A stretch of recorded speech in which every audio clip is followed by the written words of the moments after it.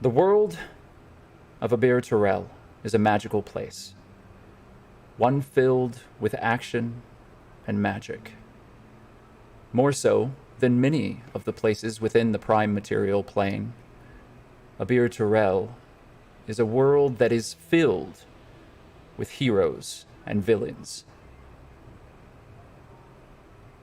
The story of Aber Terrell is very long. The chronicles of the ages that have passed within that place, within that world, are legion.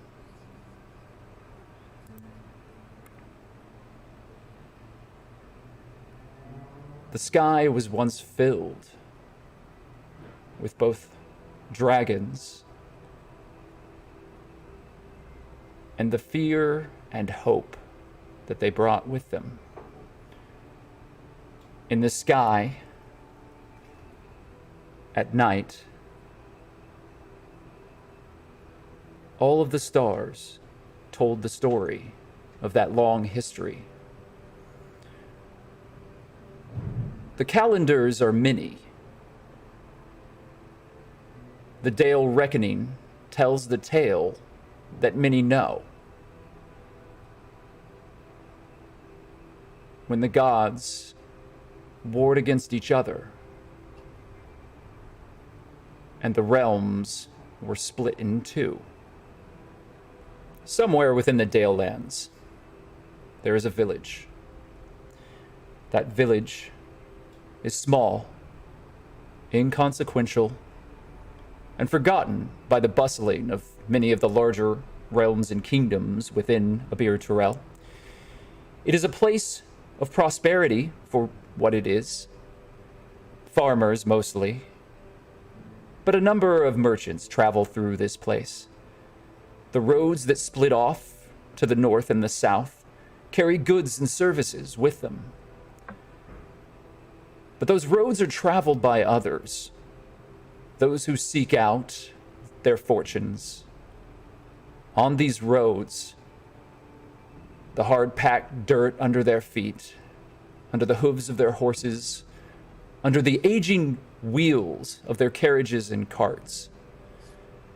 These roads carry with them the stories that become legend, that eventually find their way into the skies and become part of the history of the Forgotten Realms. Upon that road, is a small carriage. Grayed wood, aged through weathered years. The back is modestly packed with a few carts, crates, boxes, bags, and all of the goods that are carried from the south towards the north, pulled by a simple gray workhorse as it drags the carriage forward. The wheels squeak and rebel against their ownership on that cart, but they move forward nonetheless, and the figure on the cart drives it forward. A man with a gray beard and a simple woolen cloak pulled close to him. He enters into the small village and pulls close to a large tavern with a blue shingled roof, with bricks made of clay that in the light of the day shine with a certain freshness, although they are quite old. Removing himself from his carriage, the man tethers his horse, gathers a few simple things, and walks through the door of the tavern. In the early morning light, the tavern is very quiet. There's very little happening at this time, although there is a tavern keep. She absent-mindedly polishes a number of tankards that are laid out before her on the bar of this tavern. And in the hearth burns a fire. The old man makes his way there, knowing exactly where he is moving, having been in this tavern more times than he could count.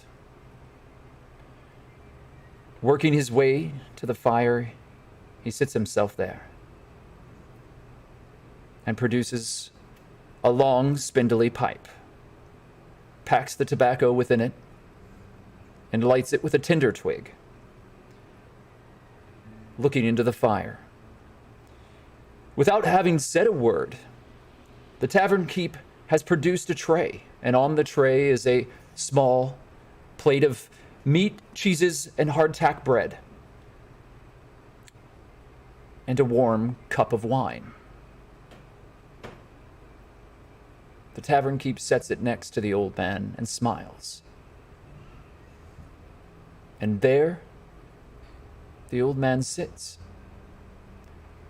producing plumes of smoke in that well-appointed, simple tavern. It is the tavern that has been the center point of this village for as many years as anyone can remember. It functions as a town hall. All of the village's business happens here.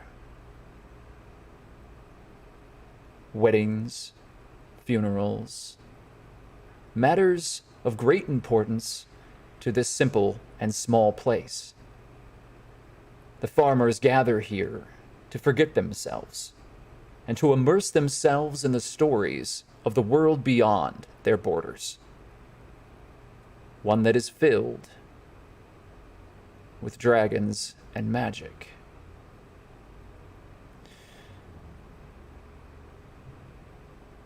The moment of silence lingers, and motes of dust float within the air. The morning light streams through the cloudy glass of the tavern, and the old man surveys an empty kingdom. Tables and chairs, without patrons. A hearth, without anyone other than him to warm by it. The fire crackles, and the smoke lingers.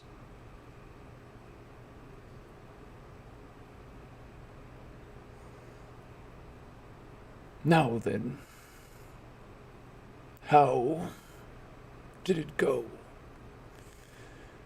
The memory of it is fleeting. What would you like to hear first? Perhaps a tale of the Underdark? Place where hope is lost. Or mayhaps something more cheerful. Something that brings a smile to the face. The groves of the elves ever meet, perhaps. Magic and grace. Would you like to hear about the wars near Neverwinter? Smoke and mirrors, blood and fire. Would you like to hear about those who strove too far and within their own power were destroyed? Or would you like to hear about heroes who rose above their circumstances and found within themselves a great well of power, one that brought hope to not only themselves, but those who witnessed their acts of heroism, courage, and strength? There are many stories. They stretch on as far as my old memory can remember. You see, this world was once two, and one before. Abir Terrell was sundered not once but twice. First by the High Elves, and then by Eo himself. You see, we live in fantastic times. We are surrounded by magic.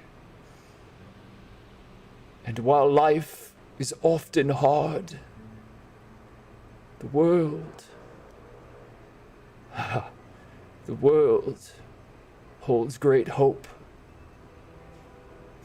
Perhaps you would like to hear the tale of Juniper Creed and how she used the power of her very heart to speak to the dragon armies and rise them from their slumber.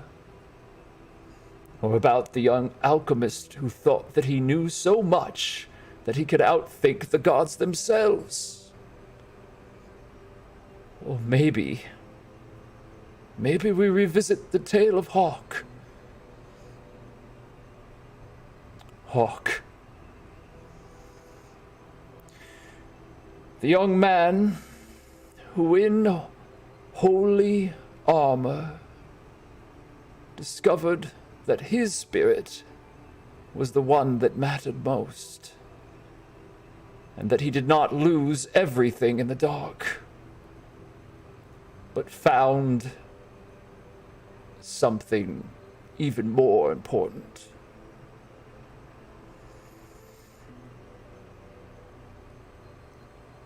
We can, of course, explore the underworld, the shady and the slum-filled places of Waterdeep.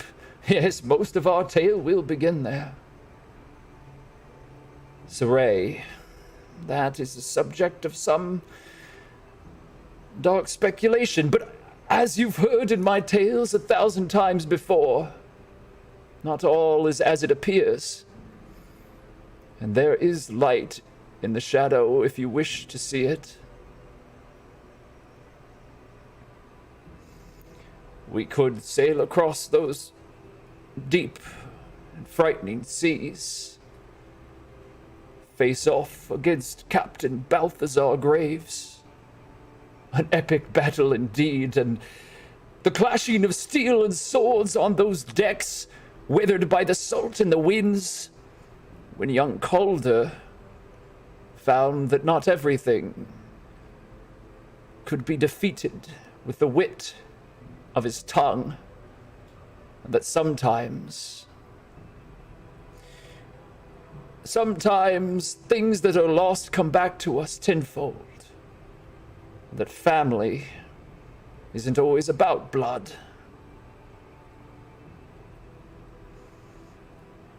but I know the story that you want to hear. Yes, I've told it to you before. Princess Daedalus, heir to ever meet. That is perhaps the most complicated and tragic story of them all. My heart can only bear to tell it so many times before it breaks into 1,000 pieces.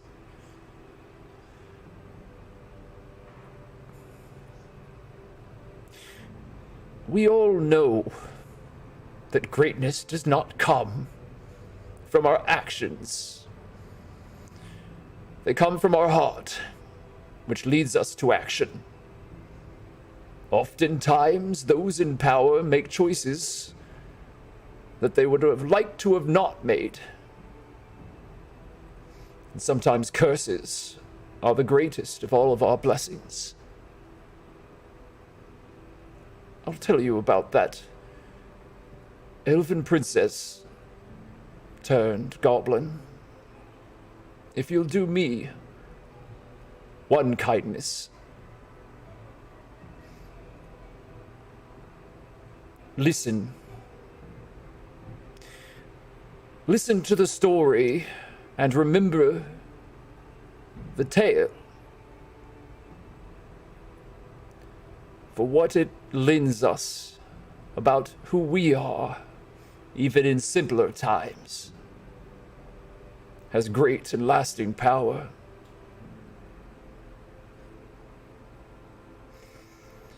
Tell me what part of this you wish to hear, and I will relay it.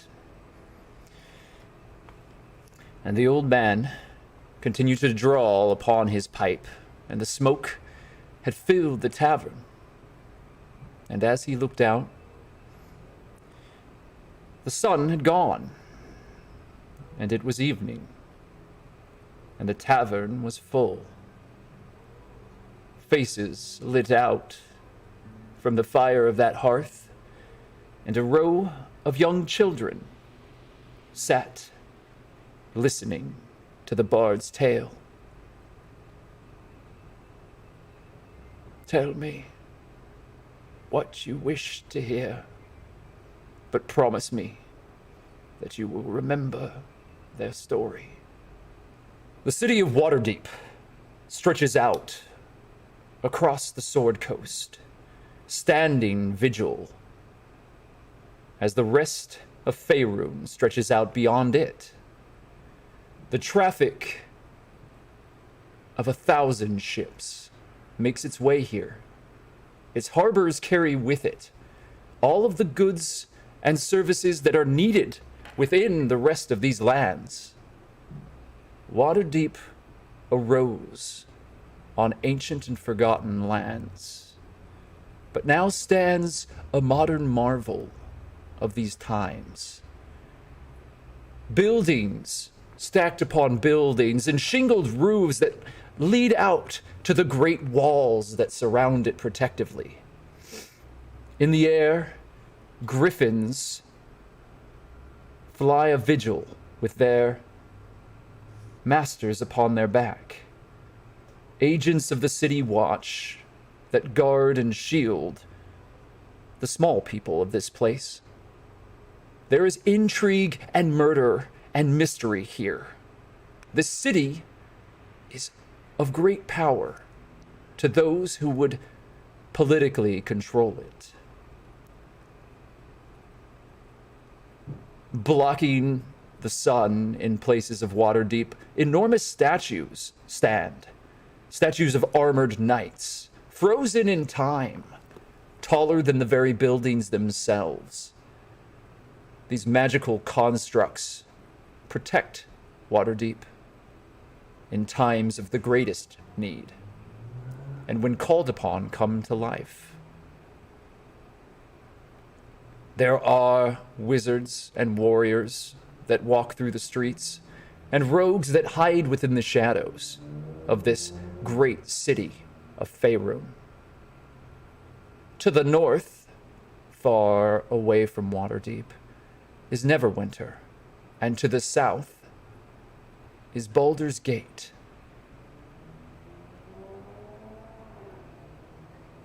In the middle, this place sits. In the tension between all that this realm holds to those that would seek it.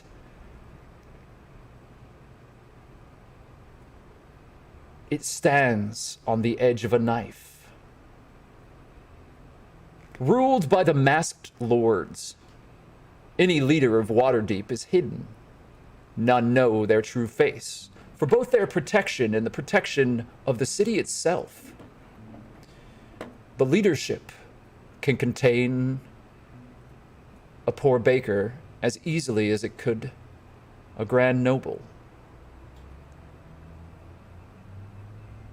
The streets are full of life. Very little surprises the people of Waterdeep. The Dragonborn walk next to gnomes, and to see an elf is not an oddity. Humans by far are the majority. However, there are every shade and size of person here. All of them have gathered to this harbor, to this port in the storm.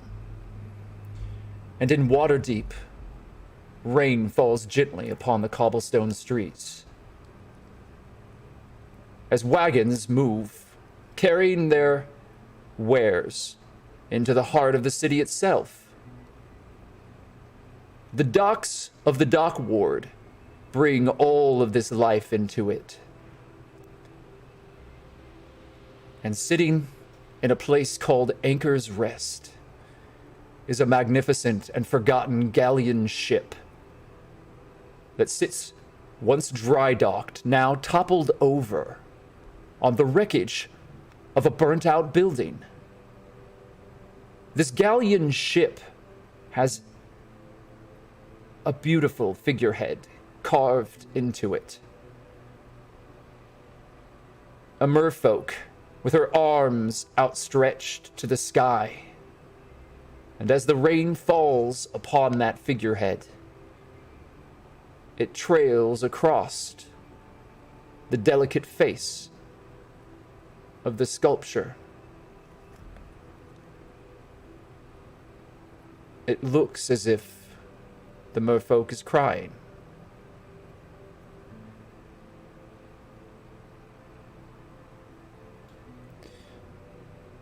A figure stands, looking at that ship. A silhouette lit by the glowing streetlights.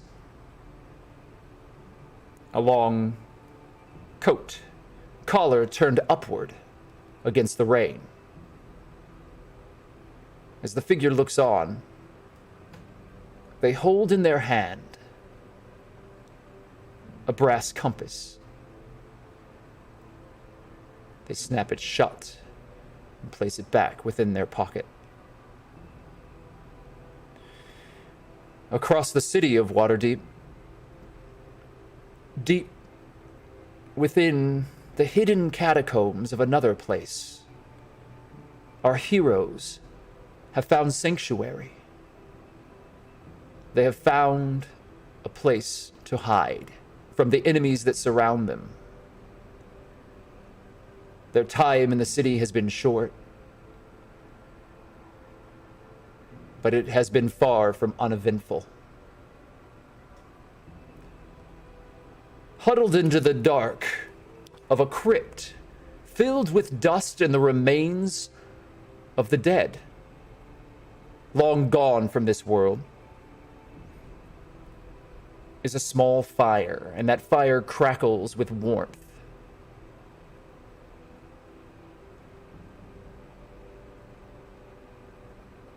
They sit there around the fire.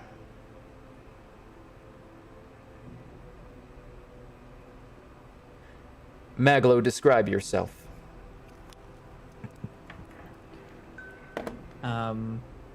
Maglo is a quite scruffy late 20s guy. He has what looks like old World War II gear on, a number of pouches for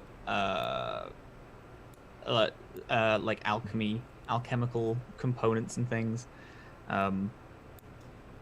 and he is almost, if he isn't seen with a potion in his hand, he's normally seen with a book or something, reading, trying to get knowledge, or trying to build small contraptions for numerous things. And he has a little like World War II-esque medic messenger bag next to him. Next to Maglo is a small brass bird. Finely constructed, this artifice sits on the ground next to him, looking up at him with bright glowing green eyes.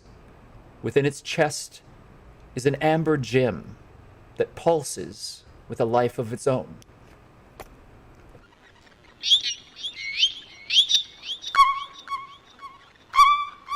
You gotta stop with that.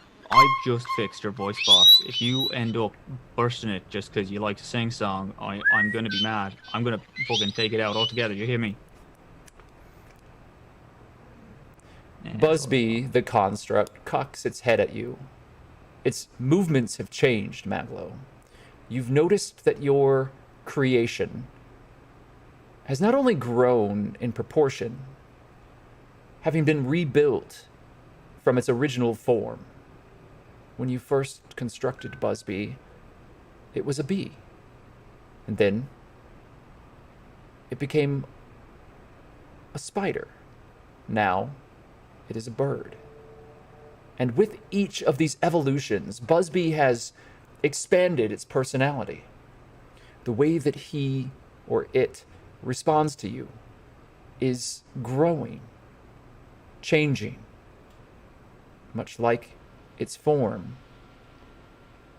It now has taken on characteristics of a small bluebird, cocking its head at you, looking quizzically, hopping across the floor. You've seen this change over the course of your time within Waterdeep, and it is nothing that you had planned for. Busby is outside of your science. And yet, the way that Busby looks at you, you can't help but wonder if Busby is able to feel.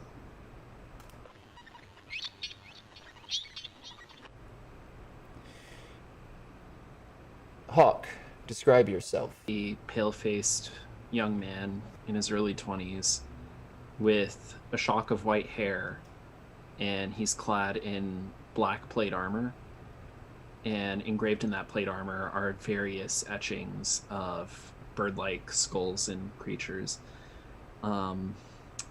Lashed to his back outside of his red cloak is a engraved and runed greatsword, the hilt of which looks like two wings latching onto the blade and a chain wrapped around the hilt. You feel a presence, Hawk. It's always close, but perhaps here, within these crypts, it's even closer. You feel your patron, her power. You feel the echo of that dark, shadowed place that you saw in your visions. And you feel the Shadowfell close to you. But it's different than it's been in the past. Before, you desperately clung to this power. It saved your life. Now, however, after all this time, since you emerged from the Underdark, you've begun to accept it.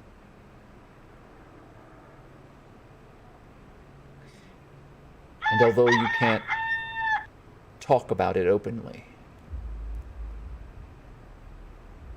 you see something in her face, a certain haunted look that is very familiar to you, an emptiness. And as you sit at the fire across from you, that very secretive elf, Saray, looks off into the distance, not warming herself by the fire like the others. She sits in a corner and stares into the dark places of the crypt, absent-minded, unaware of your gaze. Your sword at your side, Hawk.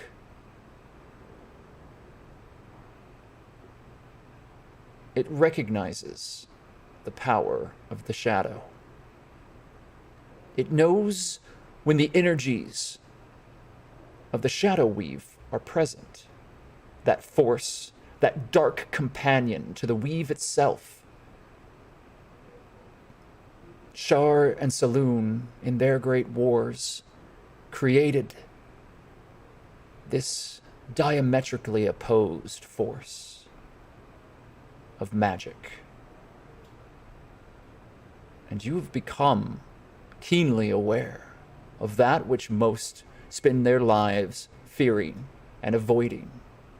It's one of the reasons that you and your companions are in this crypt now. Not just for sanctuary, but for the knowledge that the Graves Master holds.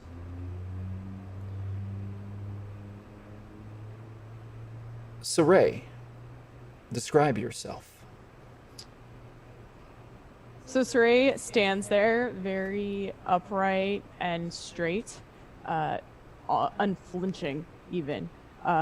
She is a very stern, serious elf. Her ears aren't super big. They're almost could barely tell that she's an elf unless you get really close to her ear because they're barely pointed.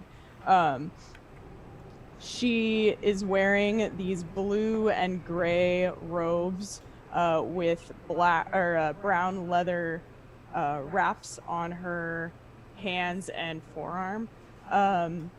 She carries a spear and has dark black hair with almost, in the light, it looks like there's some bits of green in it, but in the dark it just looks black. That is very long and goes down into a long braid behind her.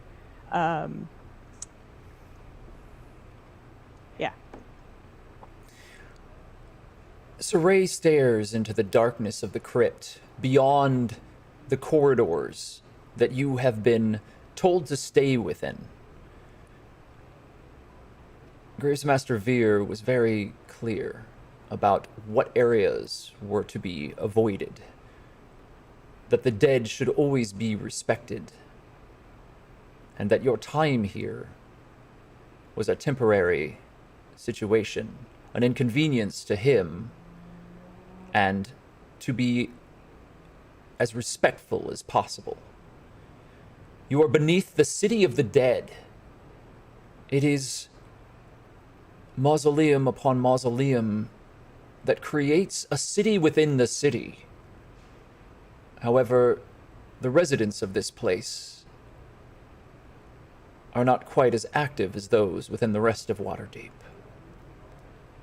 And here, underground, deep within the catacombs that stretch out endlessly beneath the city,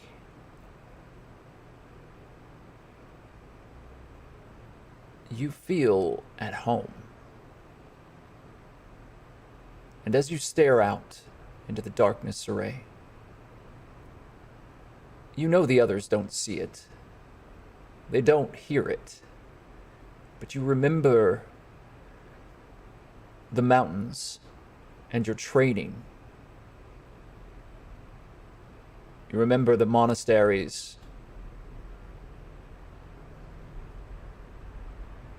and the black winds, those that taught you everything that you know, the connections that you can make. Your mind has become a weapon, the same as your body. You've survived in Waterdeep for some time now,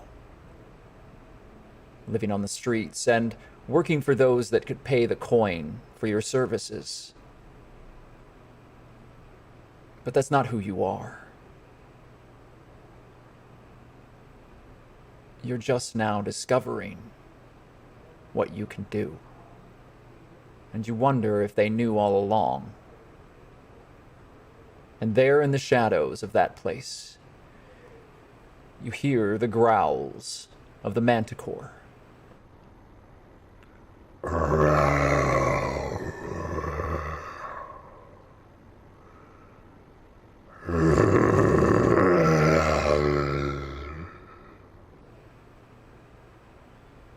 And you can see it in the shadow, though you know it's not there, pacing back and forth, as if it were still behind the barred cage that you discovered it in.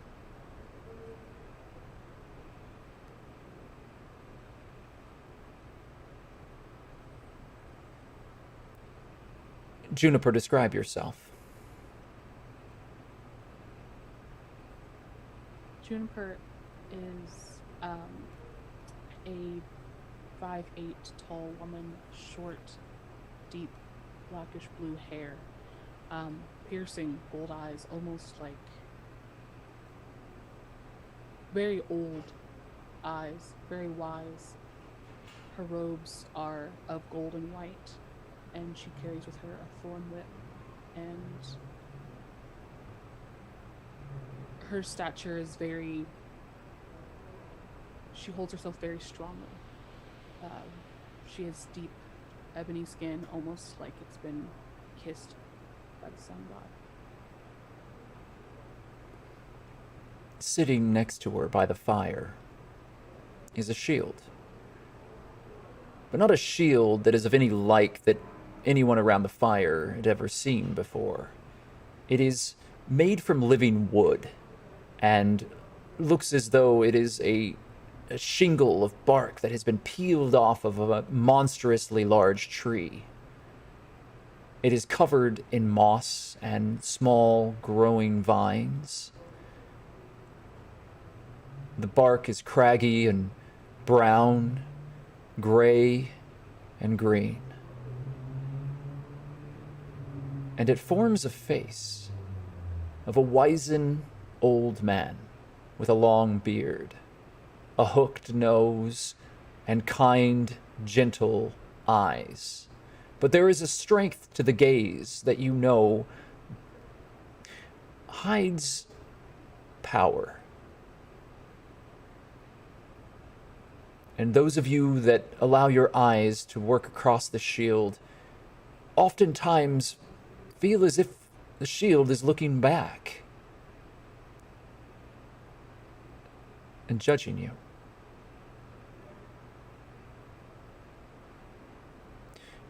Juniper, your time in Waterdeep has been difficult. Despite being within a city itself, which to you is less than appealing, you have found yourself at odds. You have found yourself against the law. You've retrieved the shield, this holy item of your grove. Your temples are not the temples of stone and brick and shingle that are within Waterdeep and other cities like it. The Oaken Lord does not ask you to erect buildings within cities to spread the word of his wisdom and acceptance of his strength. The Oaken Lord asks you to pray in the open, with the leaves and the grass beneath your feet, with mountains overhead and a blue sky. You are a cleric of his faith, and you have carried the power within you for as long as you can remember. You can heal with a word, but you can do so much more. And you have been beset for years with visions of this time, of the great powers that circulate around your companions, and the strange working of fate that has brought all of you together. And in your desperation to align with that fate, you have made mistakes. You have trafficked with criminals and those that were willing to help you when none others would. People have died. Blood has been spilt in your quest. And while you accept that and deny the accusations that the legal system, known as the Code Legal within Waterdeep, levels upon you,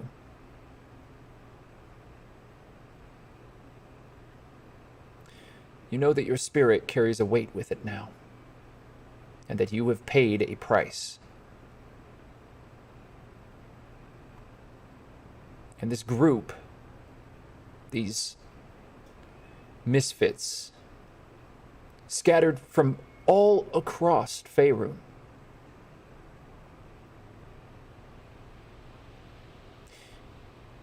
it's all that you can do to keep them together.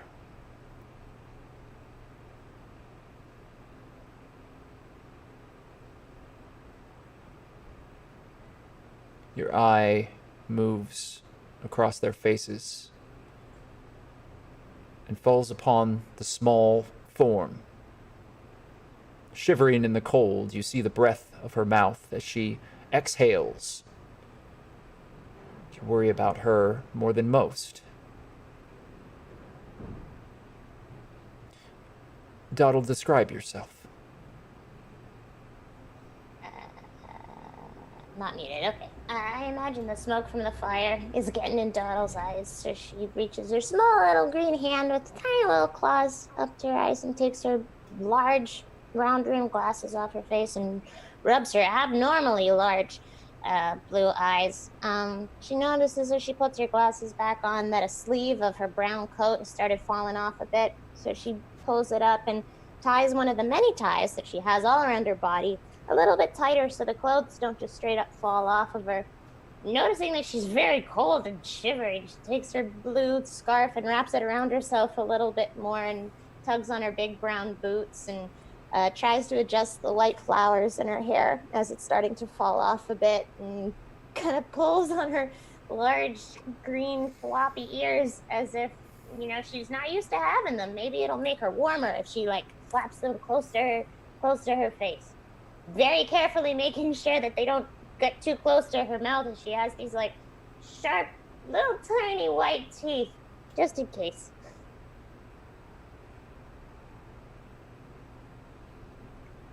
All done. Next to you, from somewhere beneath your blankets and cloak, a chicken, brown and brightly plumed, appears before you. Hello, Harold. How are you doing? Are you cold, friend? I'm afraid I don't speak chicken, but just in case, I'm gonna take my scarf and put it around Harold and cuddle him a little bit. You wrap her in a scarf and pick her up and hold her within your arms, warming her, and she very quickly quiets down and soon enough is asleep,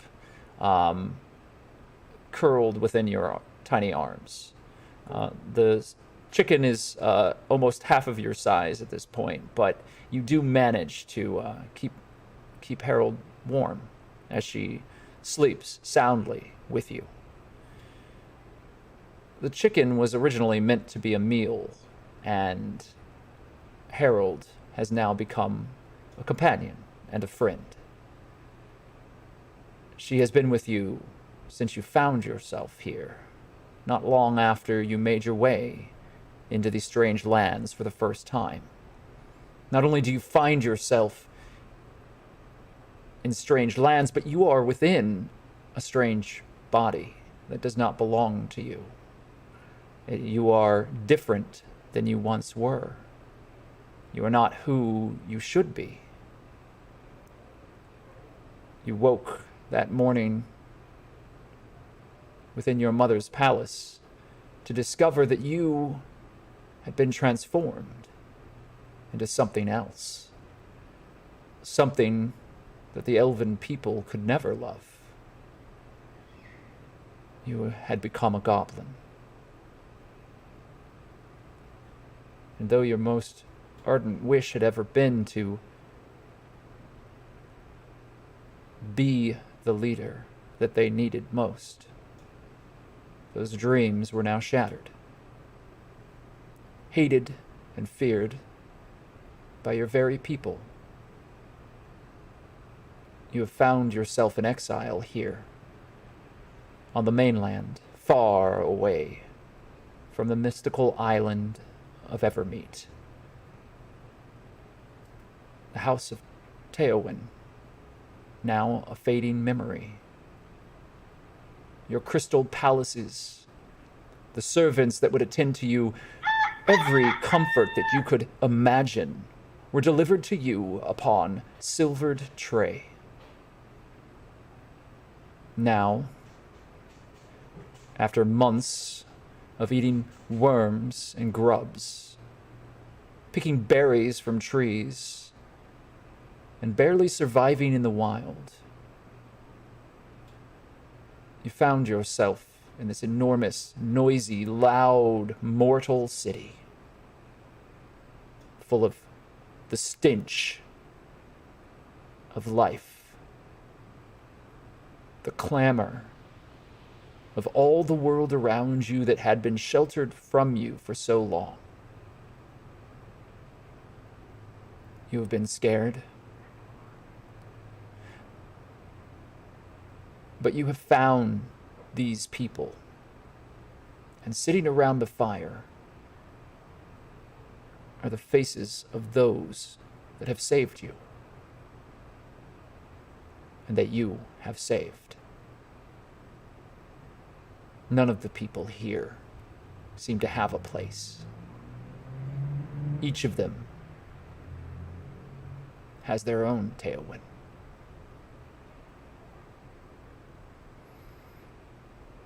As you all look upon each other and the fire continues to burn, the sound of a bottle clattering across the stairs far deeper in one of the corridors breaks the silent moment.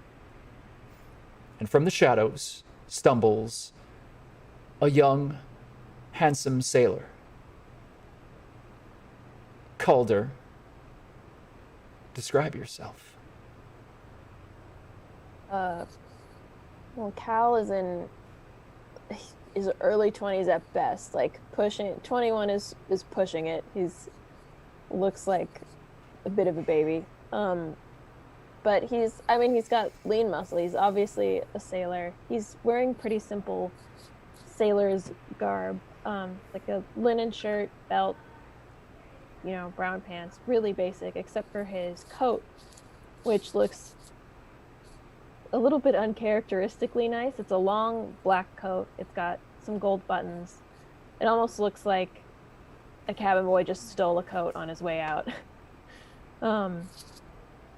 He's got kind of sandy blonde hair, and it's a little shaggy, and it's it covers his face a little bit. And as he takes a drink from a flask that he always has on him, he kind of brushes his hair back, and you can see this like really vicious scar down the left side of his face. Just like a big cat or something almost. Just clawed right down the side. And he kind of stumbles forward. He sits, and he has his like elbows on his knees. He's that kind of really comfortable wherever he is, and he just kind of stares at Juniper's shield like really warily, like, and just takes a swig. The last thing that you remember, Calder, was the unfortunate argument you had with the tavern keeper. They had different thoughts on what cut off meant, and you solved that problem with the right hook. You've been in Waterdeep, lying low, so you quickly made your way back underground rather than call attention from the town guard. It seems that your new companions are deeply involved with the inner workings of the city already. But according to them, they had only been here a short time. And around the fire, you see them, sullenly warming themselves as the crackle of flame lights each of their faces. They all look back to you, and strangely, Calder, the walk back seems like a dream. You don't remember everything. You don't think that you drank that much, and surely that tavern keeper couldn't have been correct. After all, you and Rum are old friends. You haven't been here more than a few days. It's been difficult. And when you saw that ship sitting there, and you realize what it was,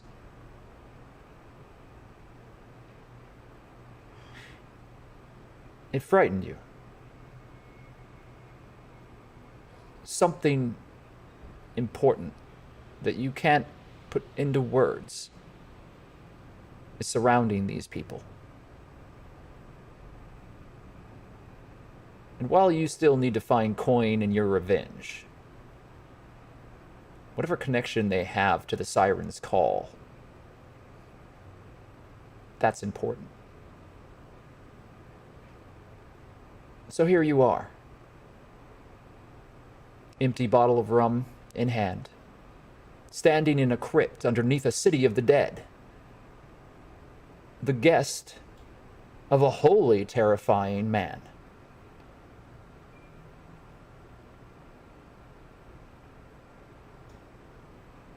What do you do?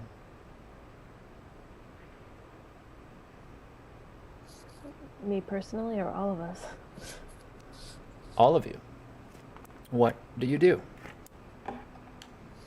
Is there anything going on in the crypt, or is it just a fire? What did we do moments before this? You've rested. You've gathered yourselves. The Graves Master and Besmit, his silent servant, has seen that you are comfortable. You currently are sitting around a fire. And it is quiet. You've been fed. There are trays of food for those who seek it.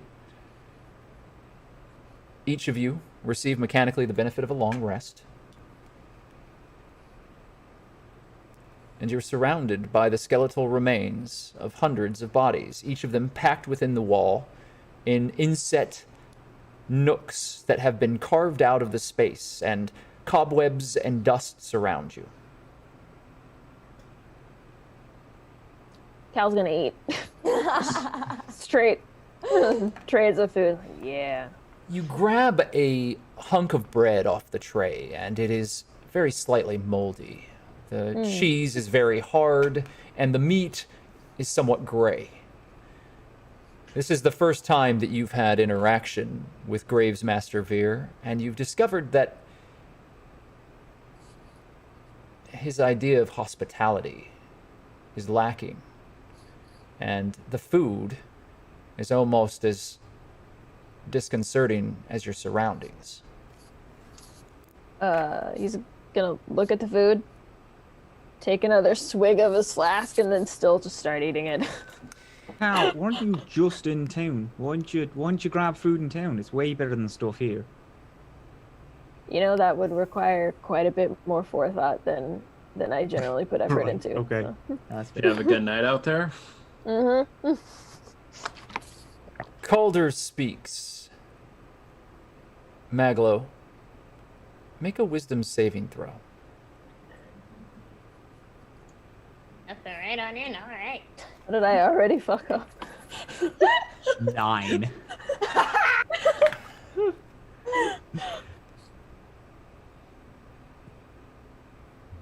Fire burns on the horizon. There is an explosion.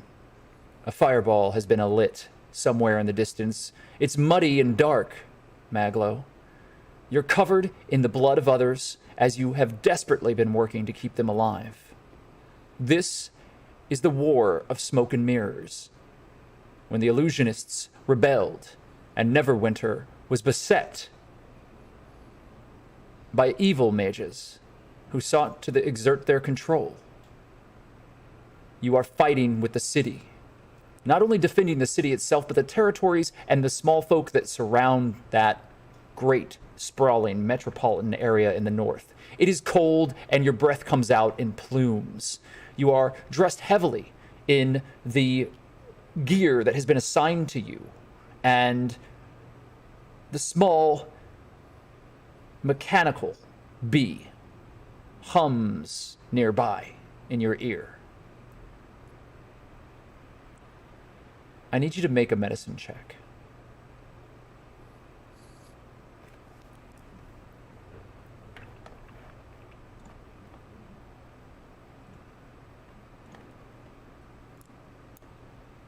$20. Boy, none that, but still 20. Your boy's working. Yes. The small halfling form in front of you has been badly burnt. The body racked with flame. You have managed to bandage and apply a salve that you have mixed together, and immediately the wounds begin repairing themselves, but you don't know if it's enough. You're trying to keep them alive, and their breathing is ragged. Their eyes are glossed over in white as the fire has burnt them so badly that you believe that they've been blinded. All you've heard for the last 5 minutes are the tortured screams of this small warrior.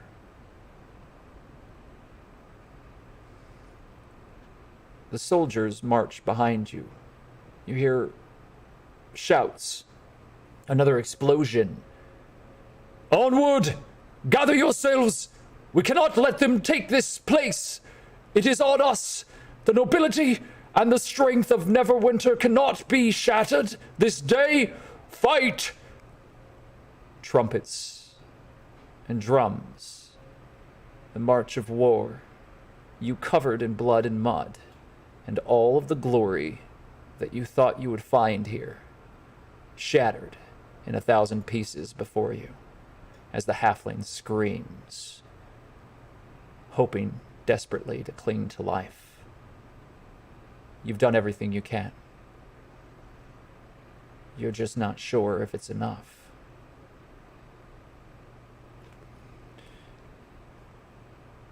Back to the fire.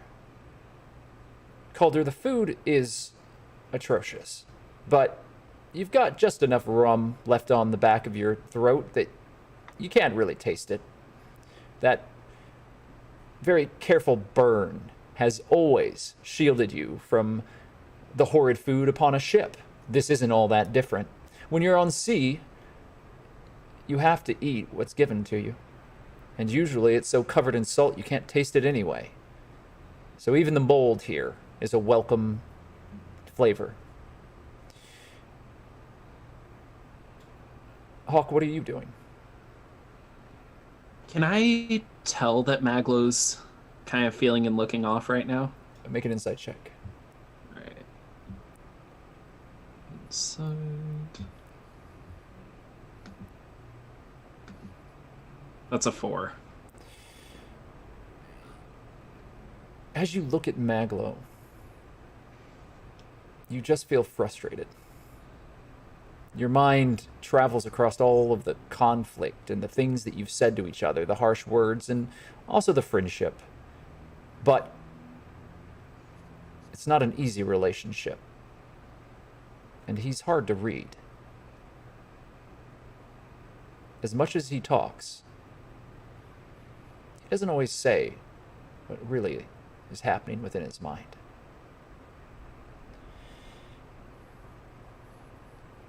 Saray,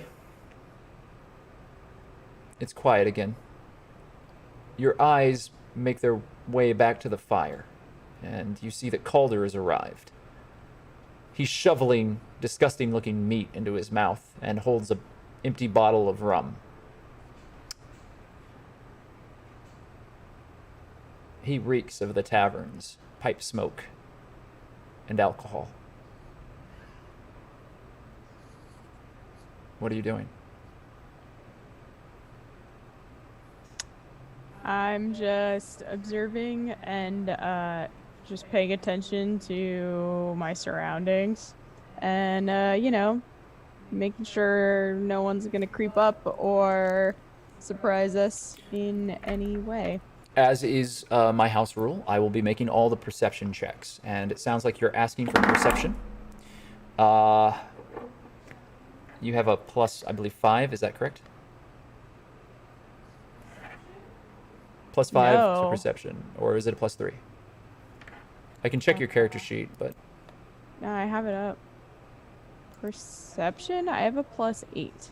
oh. In that case, let me tell you what's happening in the crypt, Saray. Need a floor plan? There is the quiet shuffle of feet somewhere above in a stone corridor. You know that it is the kind of stumbling gate of Besmit. There is a spiral stone staircase that leads upward towards the locked gate of iron that all of you are held behind.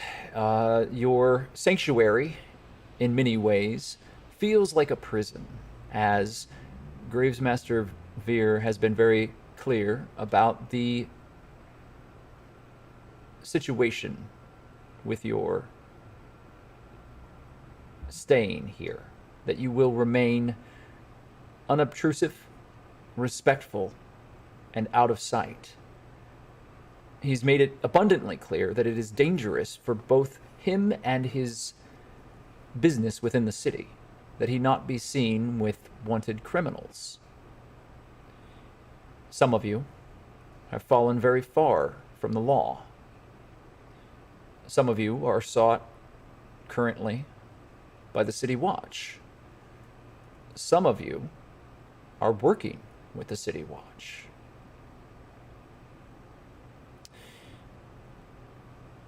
Besmit is the servant, and she shuffles when she walks. She has very strange and a painful looking gait when she moves.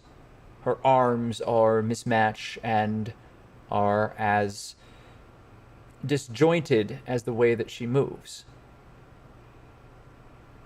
She's in some corridors down, away from you and the others.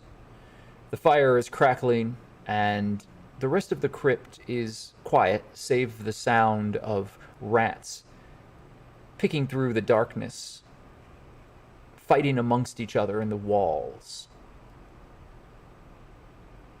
Everything here is quiet. But there's something about the way that Calder is standing that seems off to you. You can't put a finger upon it, but something isn't right. I just pictured Calder standing like Donald Trump. His hands on a completely different plane.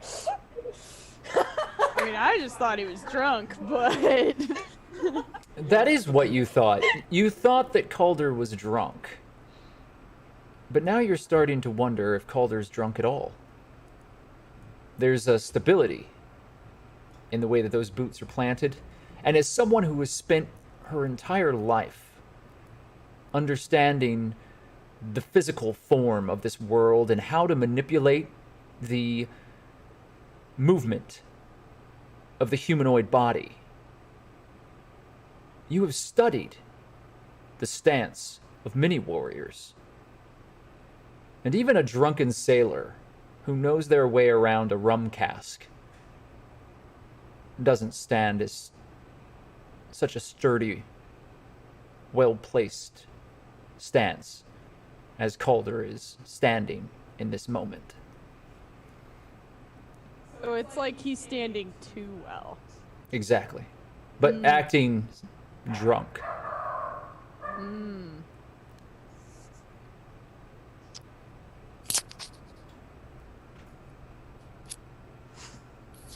Calder, say the alphabet backwards for me.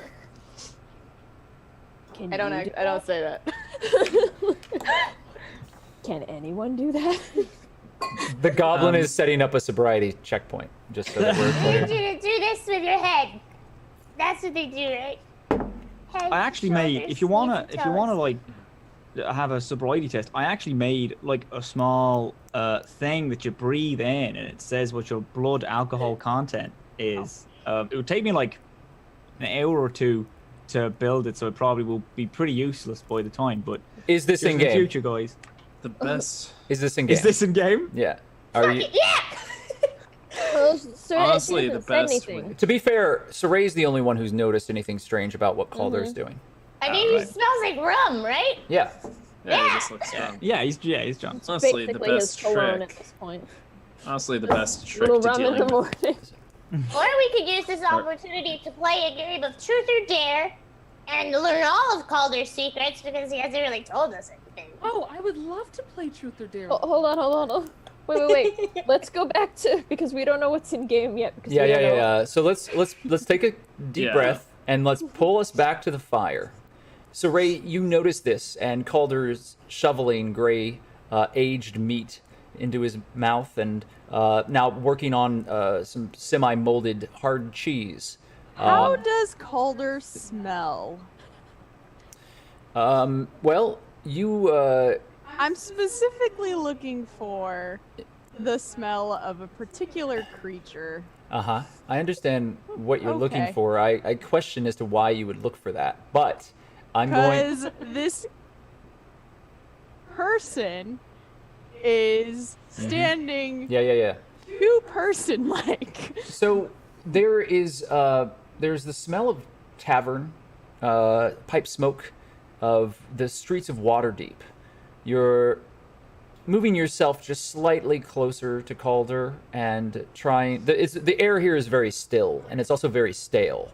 But beyond Want me all, to roll a perception for it? I've already rolled your perception. oh, okay, And we're gonna continue with the number that you rolled before. I'm elaborating based on your question. Cool. So everything that you smell does not relate to the slime creature that you faced. That doppelganger that you faced on the ship, the Siren's Call, that was able to take the form of your companions and yourself. It had a very distinctive smell if you were able to catch it.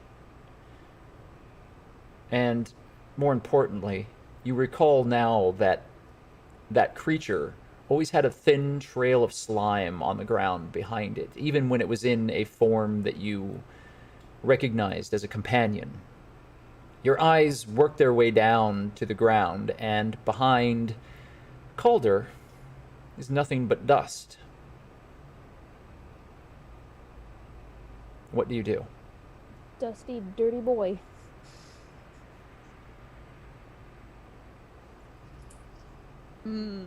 I'm not gonna do anything. Just, I'm not gonna say anything. I'm not gonna mention this to anyone. I'm just going to, keep watching. Calder, I think. what bonus do you have to perception? Are you Two. +2? Okay. Mm-hmm. You notice that Saray is watching you quietly from further away from the fire in the shadows. Do you do anything? Yeah, I think he notices, but I mean, Can I notice him notice? Can I roll a... I don't need you to make a roll. You notice Can the I- noticing. All right. I'm But I just think gonna he's- smile. he's not gonna change anything. That would be more suspicious, he figures. So he just, continues to eat his slimy ham and. All right. Hawk. Yes. Considering that Hawk's preferred enemy is, well, not preferred, he doesn't really prefer this enemy, but since Hawk's dreaded enemy is in the city right now and he knows how it operates, I can imagine that he's fairly paranoid right now, especially the fact that this new person was just out by himself. Could Hawk insight check Calder? You may. Awesome. What do you do with a drunken sailor? Inside a drunken sailor. To sniff. I was that's looking 21. forward to that. Oh, damn. Yeah, 21 is Man, great. Calder's getting read to death. Right? You're the new one in the pack, so all the dogs have to come up and smell and make sure you're cool. Hawk, this young man is hiding something and isn't as drunk as they appear. You don't have any physical understanding of that. There's nothing about what they're doing that tells you that he's concealing something, but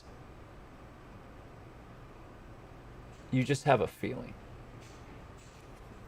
Hawk's going to walk up to Calder, and he kind of like bends down to be a little bit more at eye level, and he just Rude. gives him an up and down look, and he's like a little bit more like uncomfortably close. And he's like,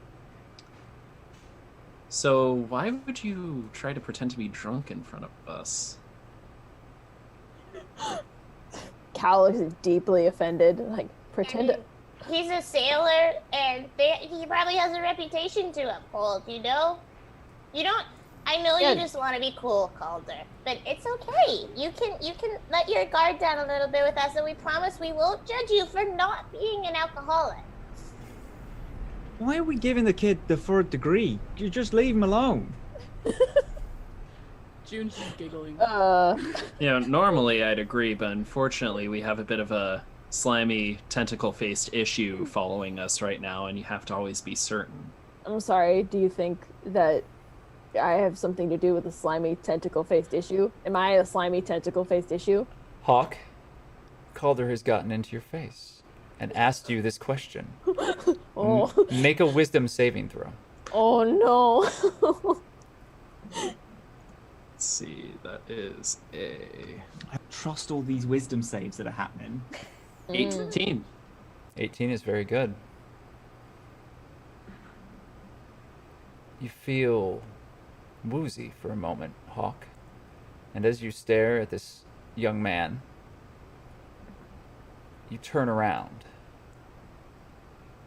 And you're there. Deep in the Underdark. There are soft purple lights that glow above you. The fungus and the crystals that arc with a very faint reminder of light. It's enough that you can see the outlines and shapes around you. And you're dirty, and you're sweating, and you're covered in a thin ooze, a slime that doesn't wash off. You're sticky and exhausted. You don't know how many hours have passed as you have been lost here for so long. The cries of your sister still ring in your ears. Her death at their hand. You see them in front of you, though you know it's just a memory. Their strange, lanky body, holding your sister aloft off the ground as the tentacles writhe off their face, wrapping themselves around her. You hear her crying out. Run! Hawk! Just go! Go! Save yourself! Remember, I believe in you. I believe in you.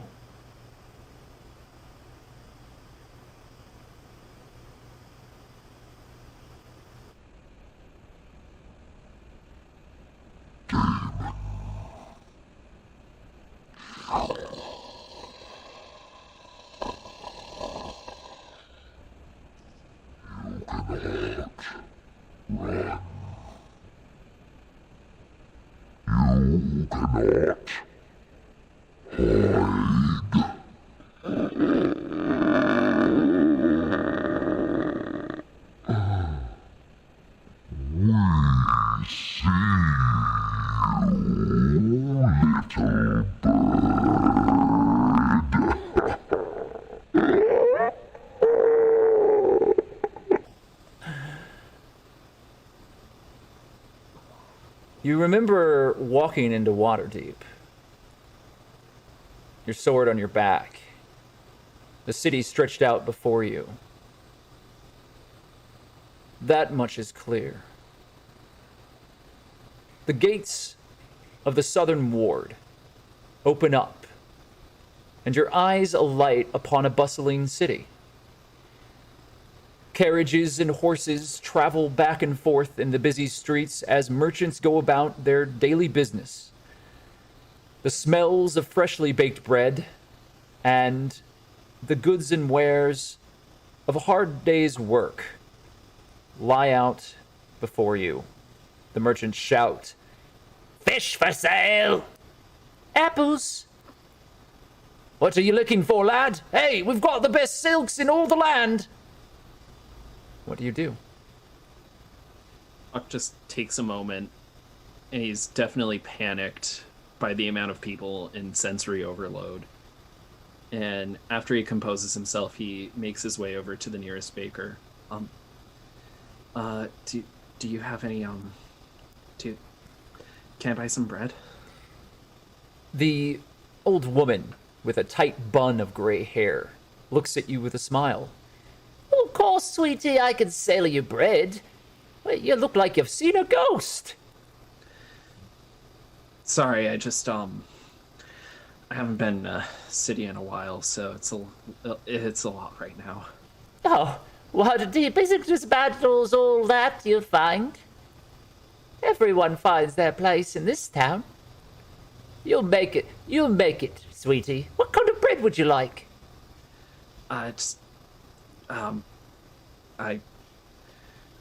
Just a loaf of whatever you have, I guess. I'm not picky. I'm gonna give you something special. And she turns and she takes a warm pair of loaves of bread and wraps them in a piece of cloth and hands them to you. Now that's 2 copper. Don't tell anyone I sold them to you so cheap. I take out 2 copper pieces. Thank you, ma'am. What's your name? My name's Hawk. You're a good lad. I know a good heart when I see one. And she takes the coins from you and looks at them. Baldur's Gate? You're from Baldur's Gate? By way of Neverwinter, yeah. You don't see much of this here. Yeah, the copper spins just the same. Don't worry. Be careful, Hawk. Thank you, ma'am. Hawk takes his bread and kind of makes his way to an alley, and he bites into it, and for a second he realizes that it's the first food that wasn't scavenged from the Underdark or like a fungus or berries, and he feels a sense of just being overwhelmed, and he breaks down. Make a wisdom save. As you cry there. Is he just crying, eating the bread? Yeah. What a mood! In an alleyway? Oh my Do you god. not do that? That's 11. Yeah. I just imagine that photo of Keanu Reeves sitting on the bench, like eating an ice cream or whatever, all by himself. That I everyone was- like is Keanu. It's like if it's that in a Miyazaki film. Oh god. An 11 isn't as good as an 18. Definitely not. The water is rushing in the sewers, and your companions are scattered around you. The traps have been problematic, and the spears that have shot up from the ground, the stonework of this strange sewer layer that has been constructed by the group that you have come to know as the Grasping Eye.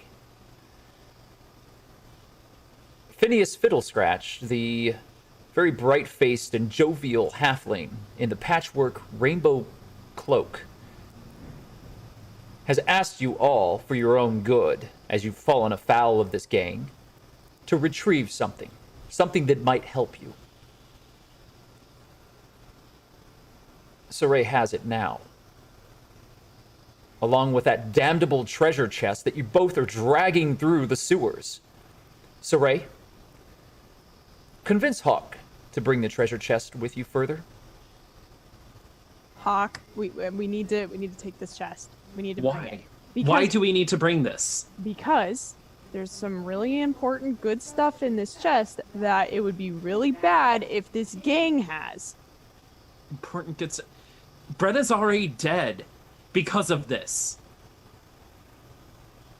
More will be dead if we don't sabotage this gang.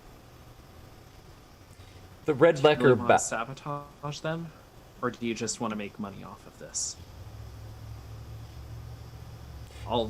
I'll take whatever you say as honesty. I just need to hear you say it right now. Think to about me. all of the good that we could do with this money, Hawk. Are we having this conversation while walking, please? Can we walk and talk? Doddle, the water is now almost up to your chin. Your companions don't have the same height that you do, and you have a very close view at how dire this situation is becoming. The water is rushing in, and somewhere in the distance is Maglo, not yet with you. Where's Maglo? He was holding them off, those that were following you. You hear their shouts. Maglo, what do you do to prevent the Grasping Eyes gang, the thugs that are following you, from catching up? There's a doorway that leads into the sewer structure. Mago, like, shuffles around inside of his little medical bag and pulls out random leaves and twigs. He mashes it up, mashes them all up together into a paste and fills a small vial with some sewer water and chucks this potion into the water, casting grease, and then he gets a small tinderbox and lights it so the grease all sets on fire as the sewer water takes it down toward the people.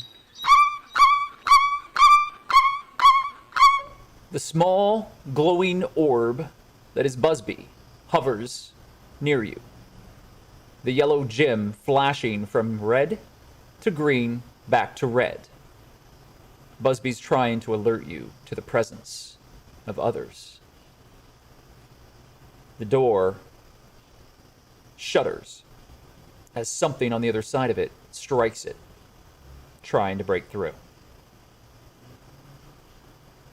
Okay, boys, do we have any like weaknesses in the wall? Anything that we can like hit with something powerful enough to bring just the whole wall down? You begin looking around desperately, and you realize that you can cause a great deal of damage to the tunnel itself with a few well-placed explosives.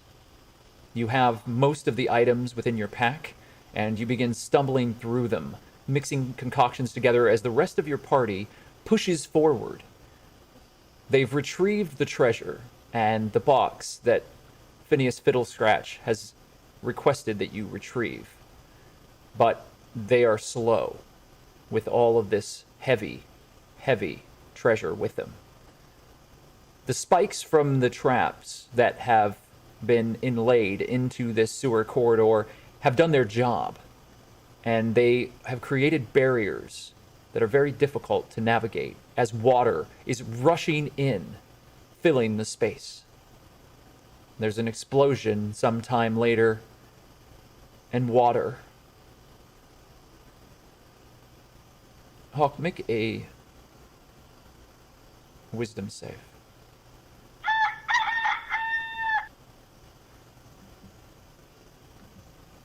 That's a dirty 20. Immediately, you're staring at Calder, and the fire is around you, and for a moment, something seems wrong, but you realize the kid's just drunk.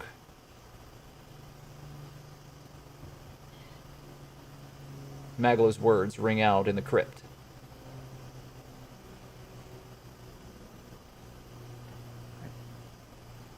Sorry, I just need to sit down for a second. What's wrong? It's been a long week. I think I just need to sit. I'll like squints at Hawk and like glances at Saray and just kind of looks around like, did I miss something while I was gone? Is everybody okay? Yeah, you missed a lot. Doddle, make a wisdom saving throw. Oh boy. Do. Up. Up. Hello? Ah! I'm fine. A 23 is a very good roll. Good enough? There's a cold shiver that runs down your spine. Oh dear. You're, for a moment, aware that something isn't right.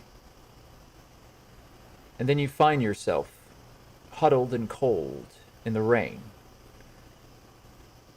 in a forest, deep, deep outside of the city of Waterdeep. Far away from civilization, you are lost. And you are wandering, hungry, nearly starving, and alone. You hold your hand out, remembering all the incantations and rituals that were taught to you over the years. In Evermeet, magic is taught to everyone. It is the way of the people, and high elves have always carried this magic within them. It is as natural as breathing air, but not for you. It's never been easy. You hold your hand out, even in this state, not your hand, but the hand of the small, clawed goblin that you've become. And you focus, desperately crying, as you try to create fire. Make an Arcana roll for me, please. Okay. With a disadvantage. With the, and boom. It's a natural one. Wow. Yeah, I guess that is. Wait, I accidentally rolled 3 times. So like, I don't. I'm not going to Wait, punish wait. you. I'm not going to punish you for rolling an extra time accidentally. So Like low key, it makes more sense for me to fuck it up though. you still do not roll well with your disadvantage. So while it isn't a catastrophic failure, it is still a failure nonetheless. And as the rain pours down around you and you are soaked, the tattered rags and bits of clothes that you stole from the hold of that ship before you were able to make your way back to land, they reek. And even in the rain, you can smell yourself. You're hungry, and you've been eating whatever berries and twigs and worms you can find. Your mouth is coated with a sick, slimy filth that you've never experienced before. The finery of your home has become an echo that haunts you. And in this moment, your hand is outstretched, and you are willing fire into being. And for the longest time, nothing happens. The elven words pass through your twisted lips, through the sharp teeth that you've had to learn to talk around. And the magic words do nothing. All of the teachings, all of the failure of the years, your inability to tap into the weave as all of your people can, in this moment, becomes a sharp knife that stabs you. What? There is no actual stabbing, it's a metaphor. Ow. You Ow. feel trapped in this moment, unable to escape, and as your hand stretches out, it happens.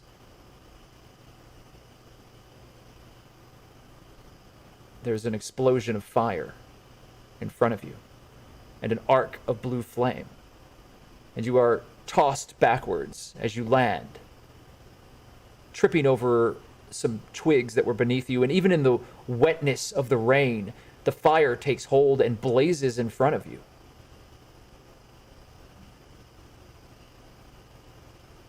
You don't know what happened, but you remember the pain of the failure. You remember being angry at your failure. And then this arc of flame erupted from your hand. You don't remember the incantation. You don't remember what you said, but it happened. And now there is fire arcing around you, burning brightly in the middle of this forest. Oh dear. Wet, with a smear of the berries that were in your hand across the ground. The light of the fire illuminates the dark forest, and staring out at you are a pair of yellow eyes, watching you as a figure in the trees looks down. What do you do? I see you. Do you see that? I can do that to you, but like so much better. So don't mess with me. And then I whisper to myself because I might cry. The strange shadow in the trees leaps across a branch and disappears out of sight, and you hear nothing for the longest time. And as you hold your breath as the rain falls around you, something lands behind you. Look at my spells. I'm gonna turn around and I'm gonna firebolt them. The arc of fire shoots from your fingertips as now, with fear riding upon your back, you have little problem calling forth the magical energies, and fire shoots out. The figure leaps out of the way back into the darkness, and then slowly starts lurking towards you. Are you quite finished, little one? I'm just gonna start crying. The ragged figure is wearing a cloak and leather armor, and now you see his face. A black cat with yellow eyes that shine in the darkness is walking around you in a circle. Immediately my face goes from fearful to just His very tail interested and fascinated. His tail is moving very, very carefully, and you can see that he's studying you. You shouldn't eat those berries. They're poisonous.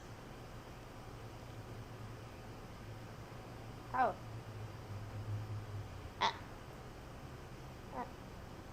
Thank you. You don't Are you smell. gonna eat me? Not today, little one. Not today. You Like smell. another- Like it's still on the list. You smell different for a goblin. I know I've been out here for so long. I apologize. I'm just there's not rain doesn't really cut it. I really need soap of some kind. So I'm sorry if my smell offends you at all. What are you? Goblins don't apologize. What are Oh. you?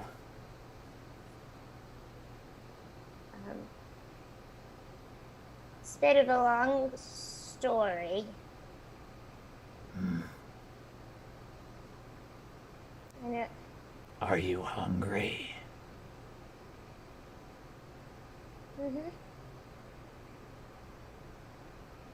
The Tabaxi Ranger gets just close enough to you to drop a dead bird at your feet. Make a wisdom saving throw. Boop. And boop. 22. All right. Something isn't right, Doddle. You feel yourself shielding your heart. And though you want nothing more than to remember the glory of Evermeet, you keep it safe, shielded and protected. But you remember something else. You and your companions have made your way to the Golden Owl. The interior of the tavern is comfortable. It is very clean, well maintained, and after the business with the grasping eye, you've met your contact here. The bright-faced halfling known as Phineas Fiddlescratch. In the back room is a library. The library of that tavern is filled with the treasure that the owner, Tamara Woolcrest, has gathered over the years. But she, unlike many tavern keepers, doesn't seek to put animal heads on the wall or to fill her pockets with silver. To her, the treasure is the tales and stories and histories of the land. And in the Golden Owl, in the southern ward of Waterdeep, many come to find not only a good meal at a reasonable rate and a soft bed for the night, but the knowledge that has been gathered by a group of adventurers that have traveled throughout Faerun and lived long lives of adventure, bringing back the tomes and scrolls and books that have been collected over their long years of journeying. You stand there in the tavern. Tamara smiles brightly at you, and off to the side, sweeping in a corner, is a straw-headed young boy with a broom. Looks at you and smiles. They've seen your face. They're not frightened by you. Your companions are asleep upstairs. Working slowly behind the bar is a turtle wearing an apron. The turtle folk moves as many of his people move, with the slow, deliberate determination of the years that they carry with them. Polishing the bar is an afternoon's task, but it is done meticulously and perfectly. What do you do? Where are we in the timeline? Like, when did I meet them, and how long have we known each other? What's going on? Duddle, you stand there, confused in the moment, looking about, and you realize that this is when you found your cookbook. Okay. Alright, give me a second here. You'd offered to work here. This is the tavern, the Golden Owl. This is where you had gathered that old book that became the place where you stored your spells. Am I working right now? The apron is tied around your waist, and in your hand is a dish rag. Tamara looks at you. Those dishes aren't going to take care of themselves, Doddle. Oh, you're right. I apologize. Put rag on the top of my head. I'm gonna go. I don't have pockets in the kitchen. All right. I see all the dishes. Yes, Okay, and so- it is a monumental pile of plates and bowls that have been stacked as high as you can see, and your small goblin form with your clumsy hands grabs onto a stack of plates and continues your job, which was to wash. Of course it was to wash these dishes. How hard can washing a dish be? Make a dexterity saving throw. We're gonna find out, I guess. Boop. That's an 18. You managed to move all of the plates over to the soapy water without a problem.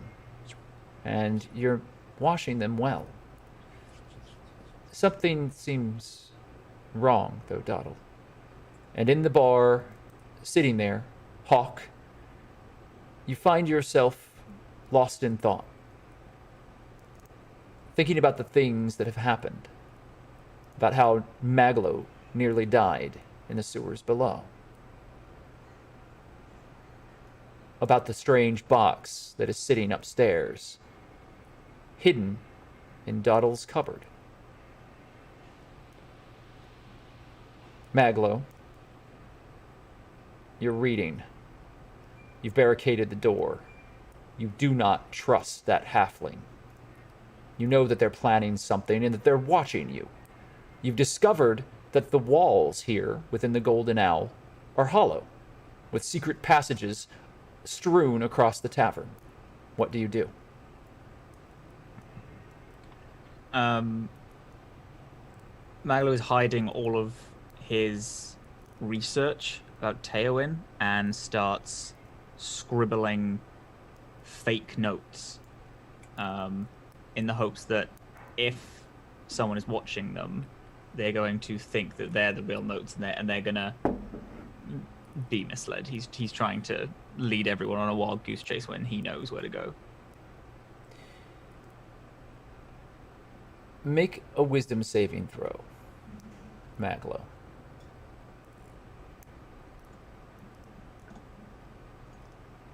Eight. Hawk, you sit at the bar lost in thought. And somewhere, you hear an explosion of fire and the screams of a battlefield. What do you do? Hawk hears this, Yes. and I'm still in the bar, but I hear it in the distance, right? You're still within the Golden Owl Tavern. And it sounds like it's outside. I'm going to immediately get up and rush to the source of it and pull out my greatsword. Your sword in your hands. This weapon has been your salvation.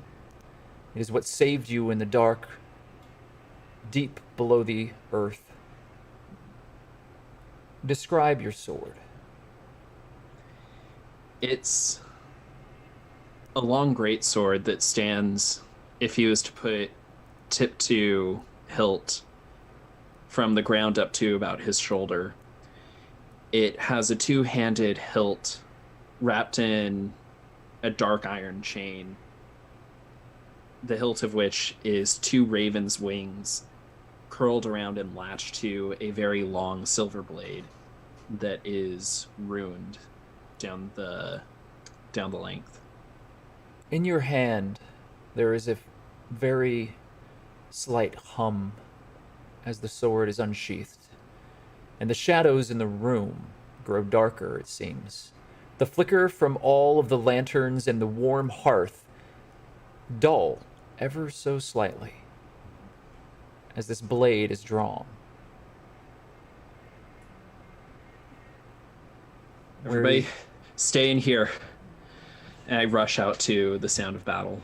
The turtle polishing the bar looks at you, and as you run out, I'm fairly sure that everything is all right. And he turns, and you are already out the door. And you run out into the streets of Waterdeep. And you see a cart. And a barrel of wine has fallen out off the back and burst open, and it's leaking into the street. The merchant is cursing and trying to lug it back into the center as a few passers-by stop and aid the merchant. Nothing is happening. I Saray, watch the sword on my back and go back inside. the I'm so moment sorry. the moment pauses and you turn back, and as you walk through the door, you step into shadow. Saray,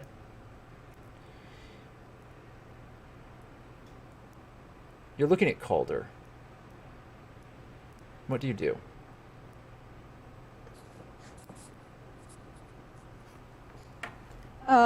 I'm going to. What am I going to do? We're in the crypt, right? Yes, you're still in the crypt. The fire is still burning brightly within the space, and the young man seems to just be enjoying his gray breakfast. Too human. Hunched over a pile of cheese. Too human. Like a rat. Okay, I'm gonna stand up, and I'm already standing, I guess, right? Yeah, that's what I'm doing.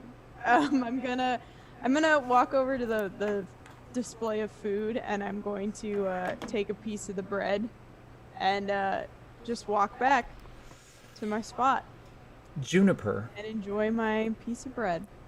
Juniper, you see Saray stand and walk across the space, and I need you to make an insight check, please.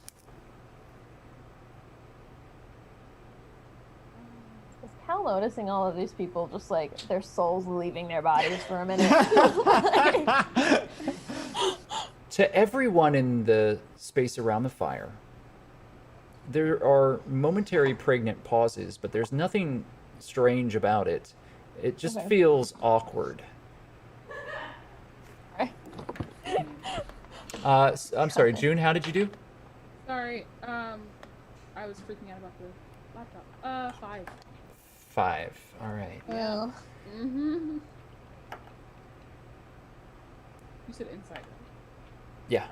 Okay, yeah, still fine. There is an oppressive quality to the air here, and you feel disconnected. Your thoughts wander, and you feel a slight hollowness work its way through your chest as your connection to the Oaken Lord in this dark crypt surrounded by death, far removed from the glory of the growing natural world, deep beneath the ground, mutes all of your senses. And if it was not for the shield by your side, you have no doubt that you would fall into a deep melancholy here very quickly. You do not feel his glory. You do not feel the power of your God. In fact, though you cannot place a finger upon it, there is another force here, strong and present, surrounding you, working its way through these crypts.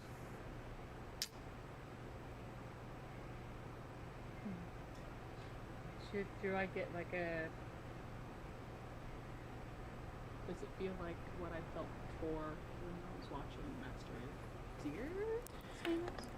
Yes. It feels like that. A cold, hollow emptiness that permeates everything in this place. The same cold emptiness that you have learned to expect from Hawk, and that you're starting to sense from others within your group. What do you do? Do I have a read on who exactly I feel this from? You do not. You have No. failed your insight check. Oh, of course. June, I pictured her. She was kind of just sitting there, meditating a little bit. She gets up and walks over to Calder. Calder, are you sitting or standing at the moment? I believe I am now standing over slimy ham and moldy cheese while eating it. June's just gonna kind of, in the creepiest way possible, I don't know how to explain this.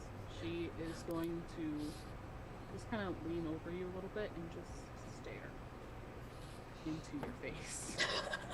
She's definitely analyzing you.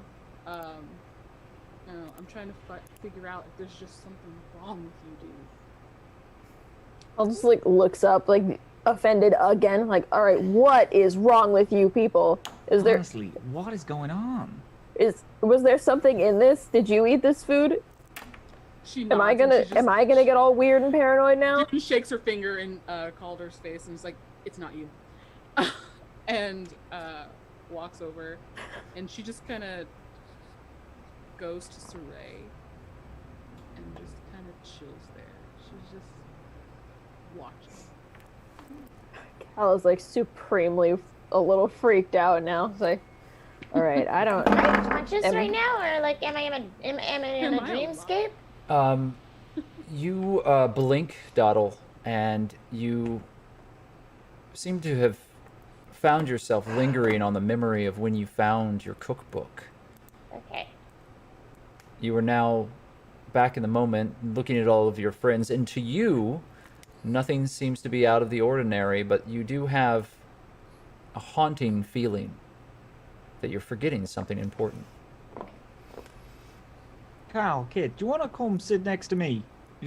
I just don't, like, you stand in the middle of the room, it seems like you're kind of in a hot seat and everyone's, like, just looking at you weird. Yes. It just goes and sits.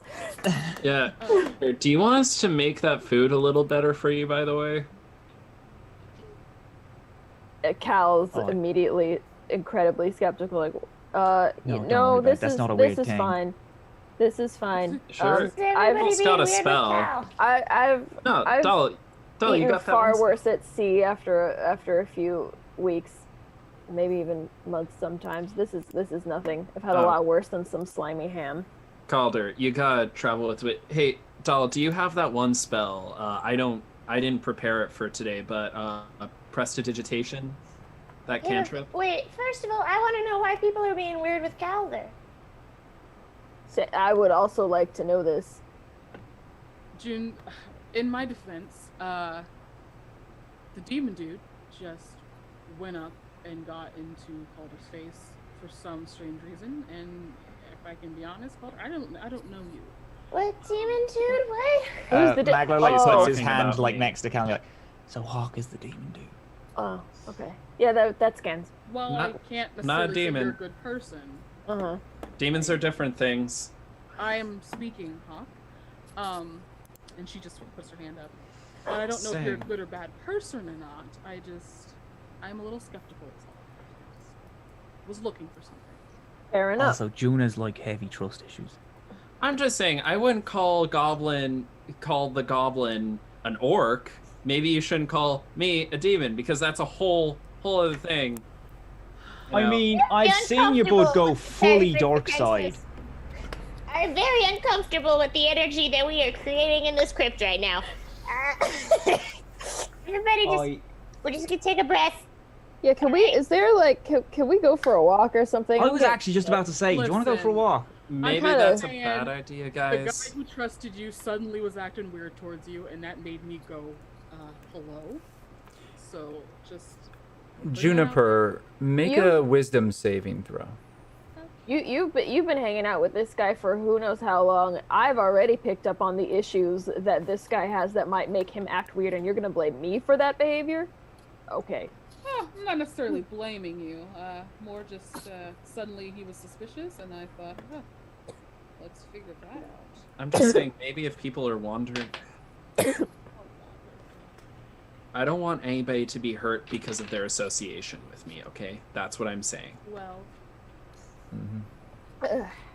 Then I think with the very fact that Carl is hanging ill with us under this crypt, I mean, I feel like they're already in it quite deep. Yeah, I'm just. in water deep. Thank you. So Right? funny. No, yeah, it was, Guys, it was good. Juniper, all you you want, but- are standing in the street, and in front of you is the shattered cart that you have created quite a mess. You hear the guards shouting from the distance, and you realize that they have boxed you in within the streets. Maglo and Hawk are just a small distance away from you. And sorry, I missed. This is me. This is Cal. No, Or I'm sorry, who is Juniper. Okay. Juniper, you're standing in the street in the moment where you created a diversion. The cart has been shattered, and Maglo and Hawk are some distance off, speaking with another of the guard, a captain or a lieutenant that they might know. What do you do?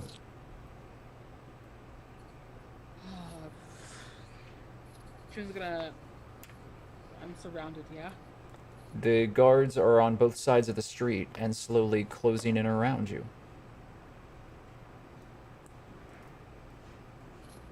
The thorn whip that you shot from your hands caused this mess.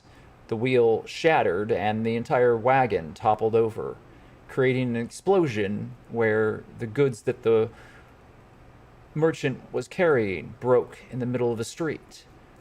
A barrel of wine is broken in front of you, leaking into the road. Is there the person in front of me? This is important. If there's someone in front of me, is there something behind them that's like not another human being? There is a mounted guardsman on a horse, and one that is holding a halberd. Halt! In the name of the Code Legal, place yourself within the good arms of our legal right to hold you. You are under arrest. Do not move. Sorry, dude, can't do that. She casts Sacred Flame on his halberd. Immediately, there is a burst of divine energies as the Oaken Lord empowers you. And you feel those energies working their way out. And as the sacred flame bursts forth, you find yourself lost, pushing through the cold streets of Waterdeep. Your cloak is wrapped tightly around you. The last of your coin has been spent. You are supposed to meet someone here who has promised to help you, to find where it is being held. You know that your shield has been trafficked into Waterdeep. But more importantly, you realize that things are beginning to align. You think that this may be where you finally meet them. But your visions have been unclear. And even though you've seen the Elven Princess and the others time and time again, you don't know when or where it's going to happen. But you feel, for the first time in a month, that you've found your way again, and that your path has been lit. And you know that finding the shield of Sylvanas is essential to your task and your path. The figure in the alleyway is a broken-toothed older man with scabby and ragged skin. Tattoos work their way up his neck, across his face, and you see the wing of a dragon has been tattooed over one eye. His hood is up and close around, but this is the unmistakable description of the person that you were looking for.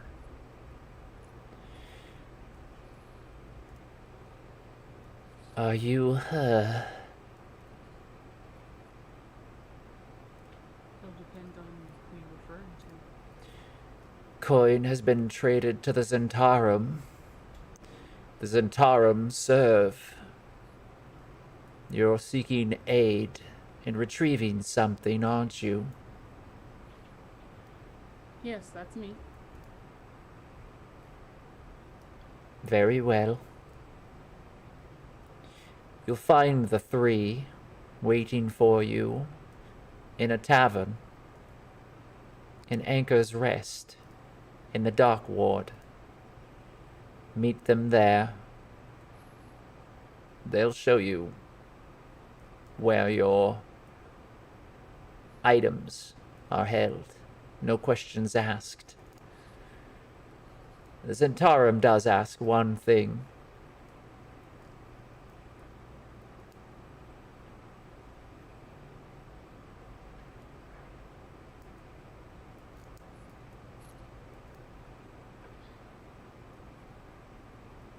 What is that one thing?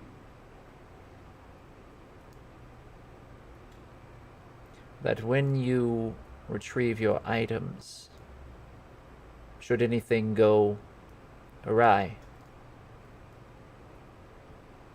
you alleviate yourself of the memory of their involvement. This may sound like a request, and I beg you not to see it as one. It is a threat. Understood. Excellent. If you wouldn't mind, and obviously not from around here, if you can point me in the direction I need to go. Of course. It's the least we can do for a gold-paying customer.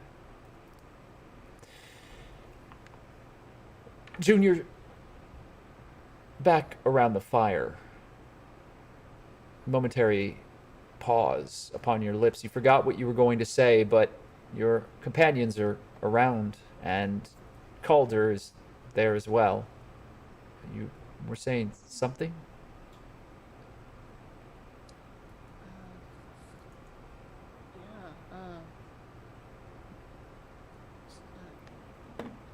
Her head's kind of foggy right now, but she just kind of looks to Saray, kind of for reassurance. She just looks at her. Saray, make a wisdom saving throw. Al just looks at June and like looks at Magma and like.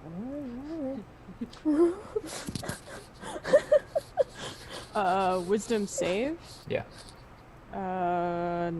11. Mm-hmm.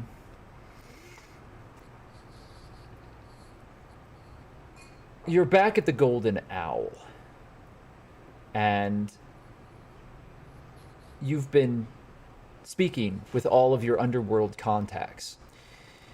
One of them, Rosie Glitterspark, is able to help you. It's going to come at a small price. But you think that you can sell her the large number of magical components that you gathered in your raid upon the safe house of the Grasping Eye, as long as your companions can be kept in line long enough to see that happen. In the rooms above, in this very pleasant tavern, this inn that is located in the southern ward of Waterdeep, you know that each of them has taken rooms. Hawk and Dawdle, you're within Dawdle's room. The bed has been torn into pieces as Harold has made a number of nests across the room. Each nest is a pile of papers from Maglow's room and cotton from the inside of the bed and scraps of fabric that have been torn from various places within the very simple furnishings of this tavern room. The closet doors, the cupboard that held the red lacquered box, are open, and on the floor is that box. It has been broken open, as Dottle, just moments before, has used a number of tools and forced it open. It irreversibly broke the lock and caused some damage to the box itself. And now it lies open to the two of you, as you both stand there. The rest of the party had some disagreements about how this could be handled, and the two of you were left to your own devices. And you chose to open that box. And now inside, you see what it held. You've yet to speak with Phineas Fiddlescratch, and you know that the box was to be given to him, unopened. But you were worried about what might be inside.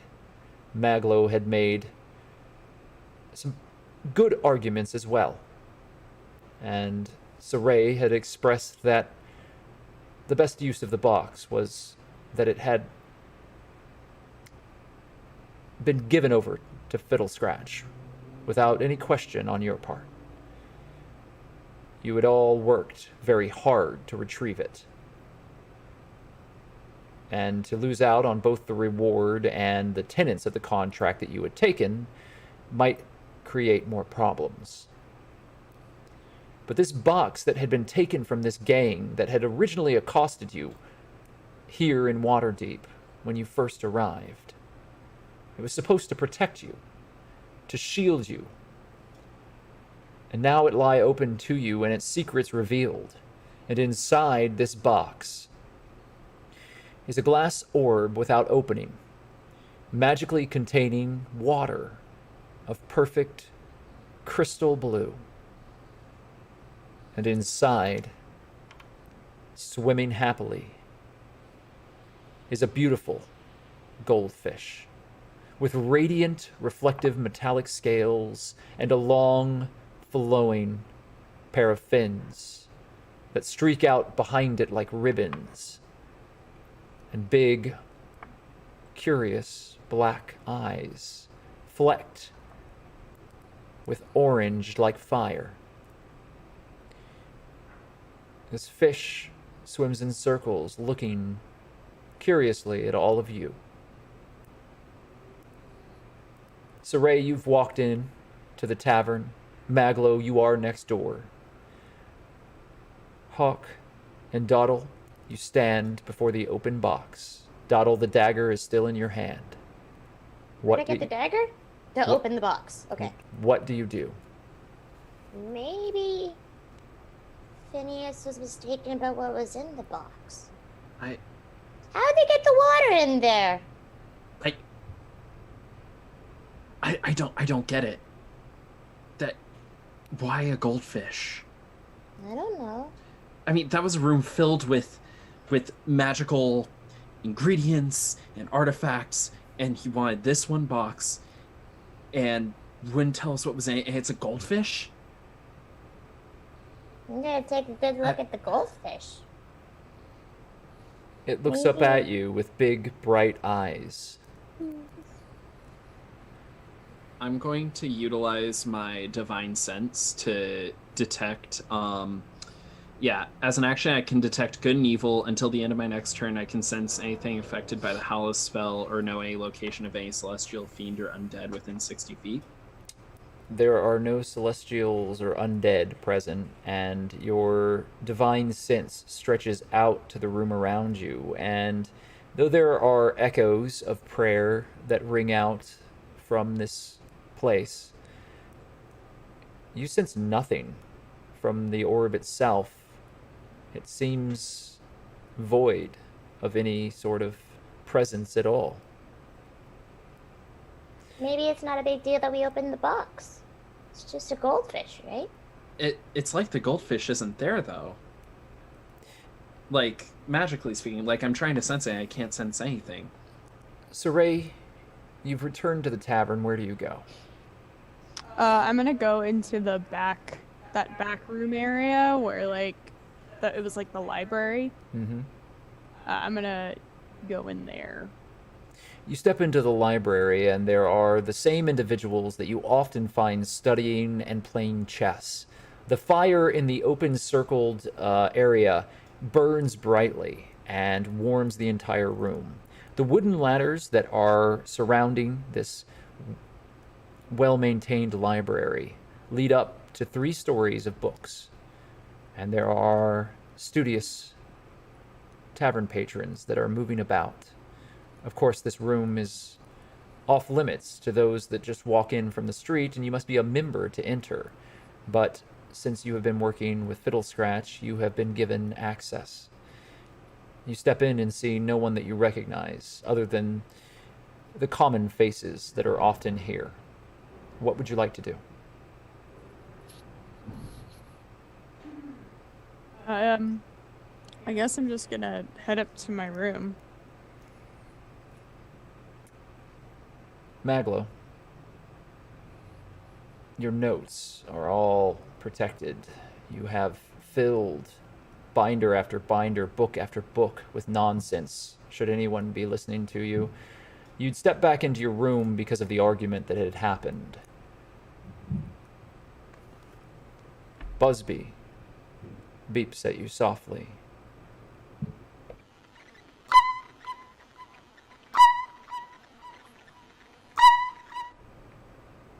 Oh, you know what they're doing. They have it in their mind that they're going to be doing something with that box, and I don't want any part of it. So I'm here with you for like 5 minutes. How you doing? You all right?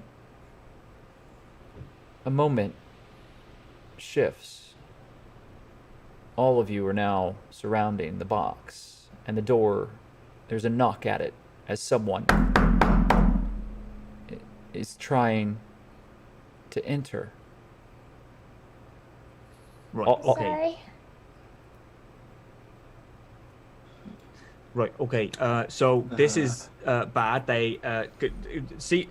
We can make it seem like we didn't or you didn't open the box. We can like try and we have like what's in here, I like think some I spell broke the components. We lock. can just chuck something powerful at it. Maglo, the lock's broken. Wait, yeah. If we like an acid. Yeah, exactly. And then we'll just pretend that like we didn't open it. I think that's clearly the best option because listen, we were told not to Saray, open your it. And you just hand went is on the door and you open it. Huck immediately summons his greatsword.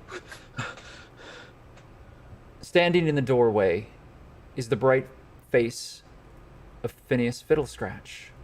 The halfling smiles at all of you and then sees the looks upon your face. His eyes look down at the box. And for the first time since knowing him, his smile drops. Voices echo in that moment. It seems you've created quite a situation. I don't know if I can do much about it. You've run afoul of the Xanathar's Guild. And this is very important to them. I have a contact, a friend, who will shield you. As loath as I am to send you there, I don't see much. There isn't another choice. I'm sorry, it's a fucking fish. This The is my moment fault. I'll take full echoes. responsibility. The moment echoes. Doddle, you're in the street. The broken box is in your arms, and you're running through the streets of Waterdeep, your friends left behind. You're trying to escape with the box that you now know is warded and being tracked by this powerful organization that controls the underworld within Waterdeep. What seems so simple and small is now huge and frightening. this goldfish must be protected, and you and Hawk are both marked, having opened the arcane spells that have been placed upon it. You know that there is now a ward that has been laid upon both of you, and that they can find you, and that they can find this box, and you're trying desperately. And then you find yourself in the alleyway with the box, and a figure that has been following you steps forward. Here, chuck the box at him. You throw the box, and the memory plays itself out. He swipes at you with a sword, tries to grab onto you, grabs you by the collar, pulls you deeper into the alley. What do you do? So get away from me, and I'm gonna try and wrestle away. Where is it? Tell me! Where is it? I'm gonna realize that was the moment Doddle realized that she may have fucked up. She's gonna... Oh, I'm not gonna say anything. I'm just gonna shut my mouth. And I'm gonna keep trying to get away. The sword strikes down upon you, and blood gushes from your chest as you have been wounded. And you manage to break away in just a momentary pause as this thug holds on to you. Your coat rips. The collar tears itself away as blood gushes out of your shoulder. And you scatter across the alleyway, falling into a pile of trash. The life and ebb and flow of Waterdeep is just on the outskirts of this alley. But this horrid, disgusting man stands between you and the city. I'm gonna close my eyes and look away and cast Scorching Ray at him. Again, you reach out, and in fear and anger, power swells, and flame bursts out of your hand. The man falls, burning and screaming on the ground. I don't open my eyes. Above, the cry of griffins as the city watch closes in. The rest of you are on the back of a wagon, being pulled towards the city of the dead.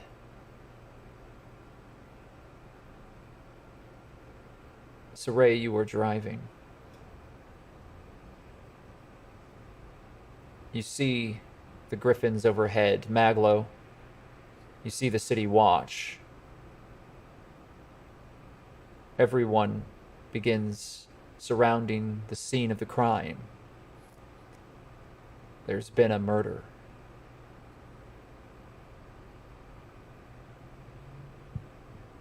Oh, fuck, I think I found Doddle. Yep. Hawk jumps off the carriage. Yep. We better find her Right. then. Don't worry, Saray. We're gonna be back in like 2 minutes, like 20 tops. Guys, just need to move on. She ran away. It's on her.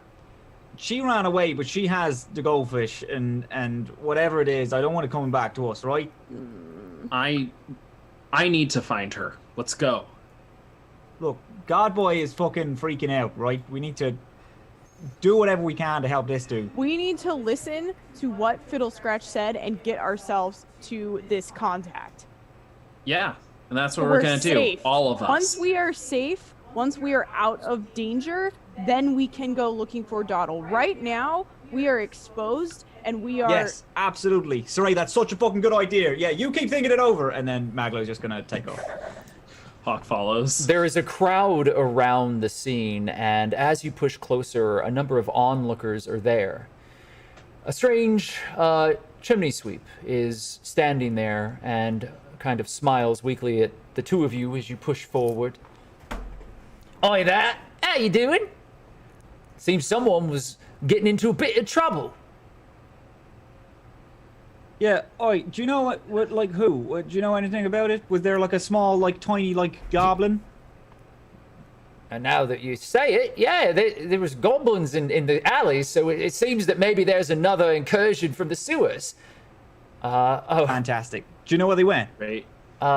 yeah, I mean they're loading up the goblin right there, and you see a number of individuals that have gathered around, and they have manacles on the small goblin's form. They're walking her out, and it is indeed Dawdle, as she has been arrested by the city watch. Right. God maybe- boy, what are we doing? The moment shifts, I have an idea. and the chimney sweep is looking at you with gratitude, Maglo, as you have offered him some small amount of healing, and he offers you a handful of coppers. I can't thank you enough. You're a kind sort. Kind of hard to find that here in Waterdeep. Thank you. It's no trouble, bud. Keep your fucking money though. It's a bit of healing. Literally cost me nothing. Don't you worry about it. The moment shifts again, and now it is not Jiminy Speck who is in front of you. It's Inquisitor Sternward. I understand that you yourself are an artificer of some small repute. Well, I would be delighted to look over your notes at any time. Would you like an autograph? I'll give you my notes, and you just gonna steal it and publish it in your next book like you've done with all the other people. I am used to such accusations. Fame does not come easily, you see. You'll learn that here on the streets and the gutters where you came from. You're such a dick, bud. Right, okay. I appreciate where you're coming from. I really do. By the way, that thing that you got there on your pocket, it's calibrated wrong. I can see it from here. That's how badly you made that. If you ever want to like actually like sit down and talk, and I can give you like some actual suggestions as what to do and like how to function and at least lie better. I feel like you're just not. You know what, bud? It's so fucking nice meeting you. Really, like I've read everything you made cover to cover, which is honestly, obviously, how I know that you stolen basically all of your ideas, and the ideas you didn't steal are bad. But Maglo. The dashing. I had a great. No. We're having a Maglo. conversation. We're having a conversation, bud. So if you want to like learn something, I can like tutor you, maybe. How old are you, bud? What? You got like what? The dashing 20, older 20 man. years of me? The dashing older man in front of you is dressed impeccably in a red cloak with a large feathered hat, also in red. His facial hair has been meticulously cared for, and specks of gray worked their way through dark hair. His eyes have gone from bright and jovial to hold malice and anger, but his smile has not changed. What was your name again, young man? I'm Specialist Maglo Mandorian. Ah, I'll be sure to forget it, as history will forget you. Goodbye. And he turns and walks away. The moment shifts again. The pit that lies in front of you as you watch the dirty dwarven woman fall deeper into the spiked pit reaches out, and in her eyes, in those last moments, Bretta Brightgleam resigns herself to her own death, knowing that all of you now are safe. Hawk, you watch as the life leaves her eyes, and the shouts of the grasping eye ring out around you in the corridors. All of you rush forward. Saray is on the other end. The treasure chest has been retrieved, but at a great cost. Your guide, the dwarven woman who was kind and strange, perhaps a little mad, has died.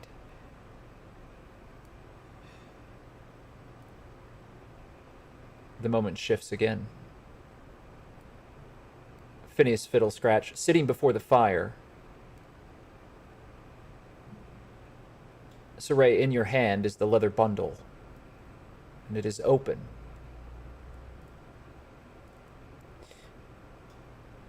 You see,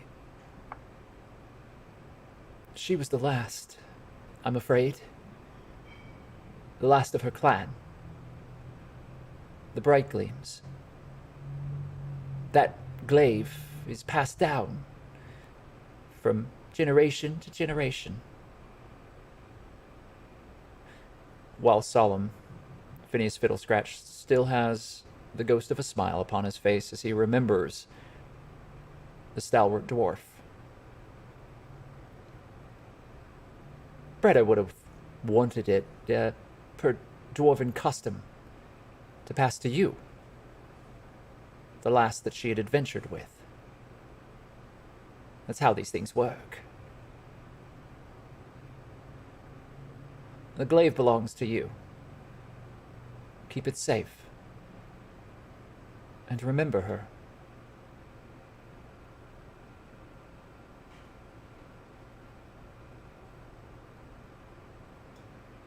The moment shifts again.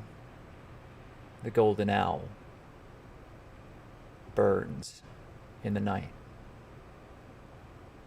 Shadows surround it. Flames lick up towards the sky as the fire brigade and the bells and the shouts from the street conceal your escape. You have to find Dawdle.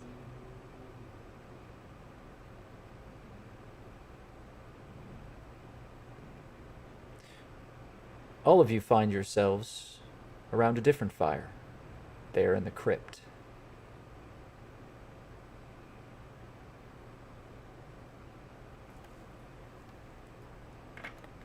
All of you make a wisdom saving throw.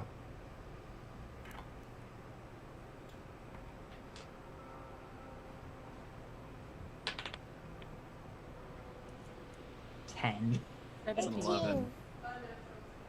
Unnatural 20.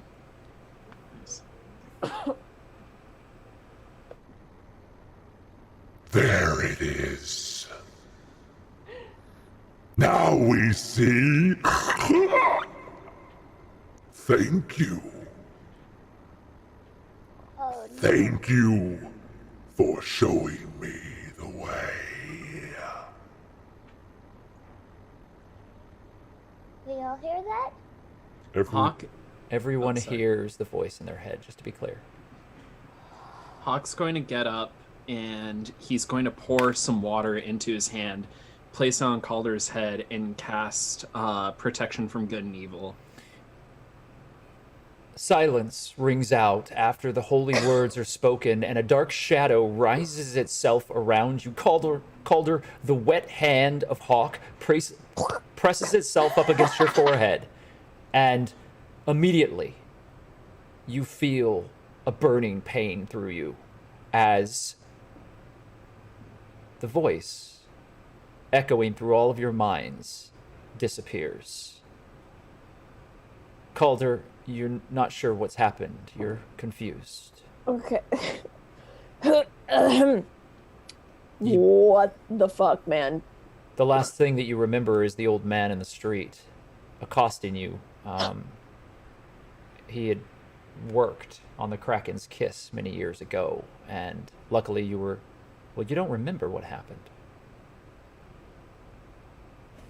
Calder, you need to... Calder, look at me. Look at me. What? Look at me. What was the last thing you remember? I was outside in the street. I was on my Outside way. in the street. Did anything happen? Do you talk to anything? Did you see anything? What? Why are we questioning me? What's happening Did here? anyone Why? hear that, or was that just me? No, I Calder. heard We it. all heard it. You might not have been in control of your actions for a Excuse good me. while. What? Are they coming here? They probably are. We need to get everything we need to leave. And we need Who's to warn coming here? Grave Masters. What actions are you talking about? Calder, you may have been under the control of a mind flayer. You may have led them to us. Hey, June, can you help me pack real quick? All right, all of you start packing up. Hawk's trying his best not to show anybody, but like since his hand is on your shoulder and probably still on your forehead, you can feel him like shaking. Can I grab Calder's hands and say, Calder, we can explain everything later, but just know that things are coming right now. Calder, the fact that you're alive means a lot right now, okay? You are very lucky, but we need to go. While June's packing up, she's like, listen, kid, whatever they're saying, if you don't want to die, hurry up and pack.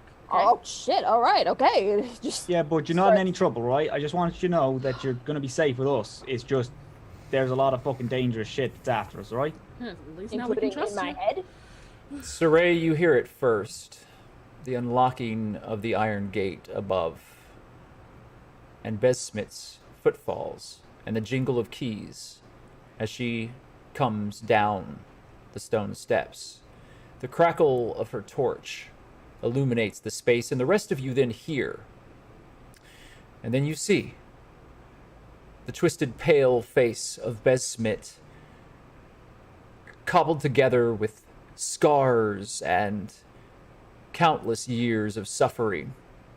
Her large, blue, dead-looking eye takes all of you in as she walks down the stairs. Seemingly floating behind her is the black-cloaked figure with a fur collar and long, stringy, balding plait of hair. The gaunt and skeletal form of Gravemaster Veer. The ghastly man looks upon all of you, hands steepled together, calmly.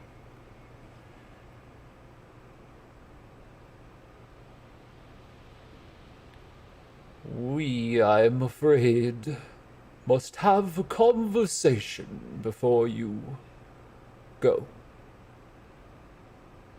It is of the utmost importance. My hospitality has been broken, and while you may not be welcomed here again, there is a debt that must be paid. I understand, Gravemaster. I apologize for any infringement that we have done. What's the debt? Yeah, and what did we break? As far as I know, we followed all of the rules. Something was let in. Something was here. I'm gonna grab Calder's hand. Calder, it wasn't your fault. If I may, He looks unsure. I feel as though you might have known something would come here. If I'm reading you right. That's very astute. Magla's gonna put his hand on Hulk's shoulder. I assume he's gonna want to speak to you. Yeah. I'm gonna wait for you outside. I ain't gonna leave without you, right? But I'm gonna get your stuff packed. I'll be waiting with you, alright? I grab Maglo by the shoulder, I lean in.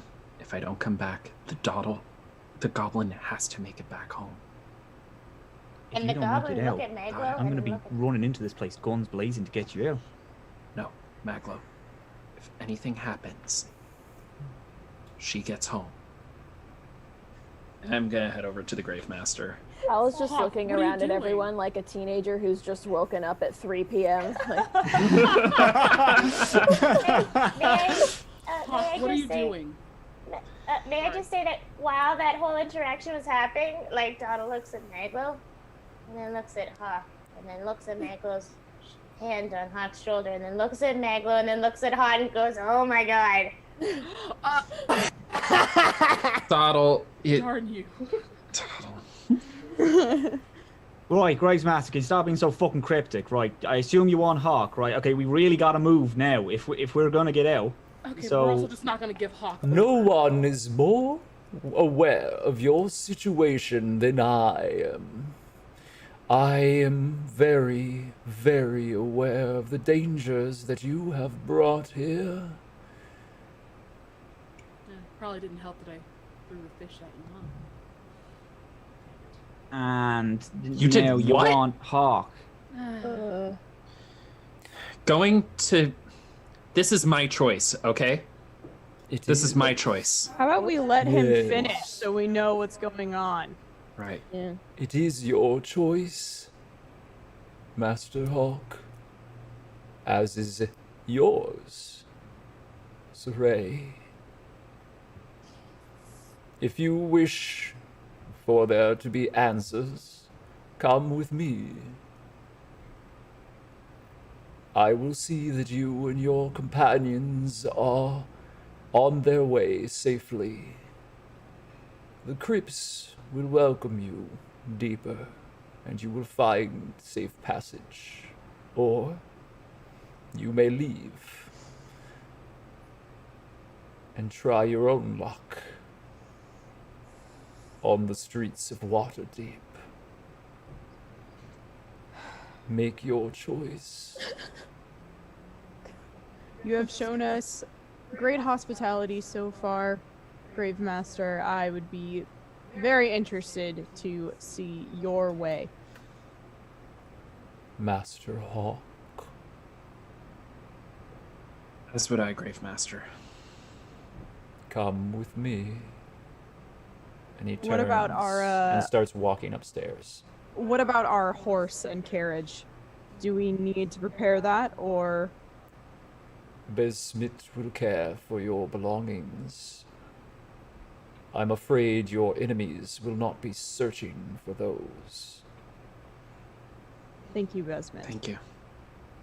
Besmit just nods, and do the two of you walk up the steps with Graves Master Veer? Yes. Can I, as Hawk's walking up, can I, like, grab him? You better come back here alive. We gotta Donald the same, okay? Alive. Okay. Okay. Whatever. And she just, like, lets go of his hand, like it's gross. Donald like is watching all that, and as soon as Juniper lets go of Hawk's hand, she's like, I feel like Doddle's cookbook is probably half full of magical spells and then half full of like shipping, like lots Fan of fiction? fanfic. Oh, Yeah. 100% right. Dear And Diary. pretty fan Dear fiction. Diary, I was hoping we would all become friends, but this is so much better. You're like, dear diary, I think all of my friends are polyamorous. The two of you walk up the stone stairs behind the iron gate, down the long, darkened hallways that are lined with candelabras that burn with black candles, the flames of which float a full inch above the tallow, and into a chamber. A very small fire burns in a hearth, and there are a number of chairs seated around a table. The Graves Master steps forward and motions for you to enter, and as you do, the cold of the air surrounds you, and the shadows in the room move with life. And that's Do I where recognize these shadows? that's where we're gonna end it for the day. Ah, that's good. Damn. Happy birthday, Momo! Happy birthday. Thank you. I fucking went hard yesterday with the celebrations, so It was fun. I'm set. I'm good to take a nap. Did you rewatch Cinderella?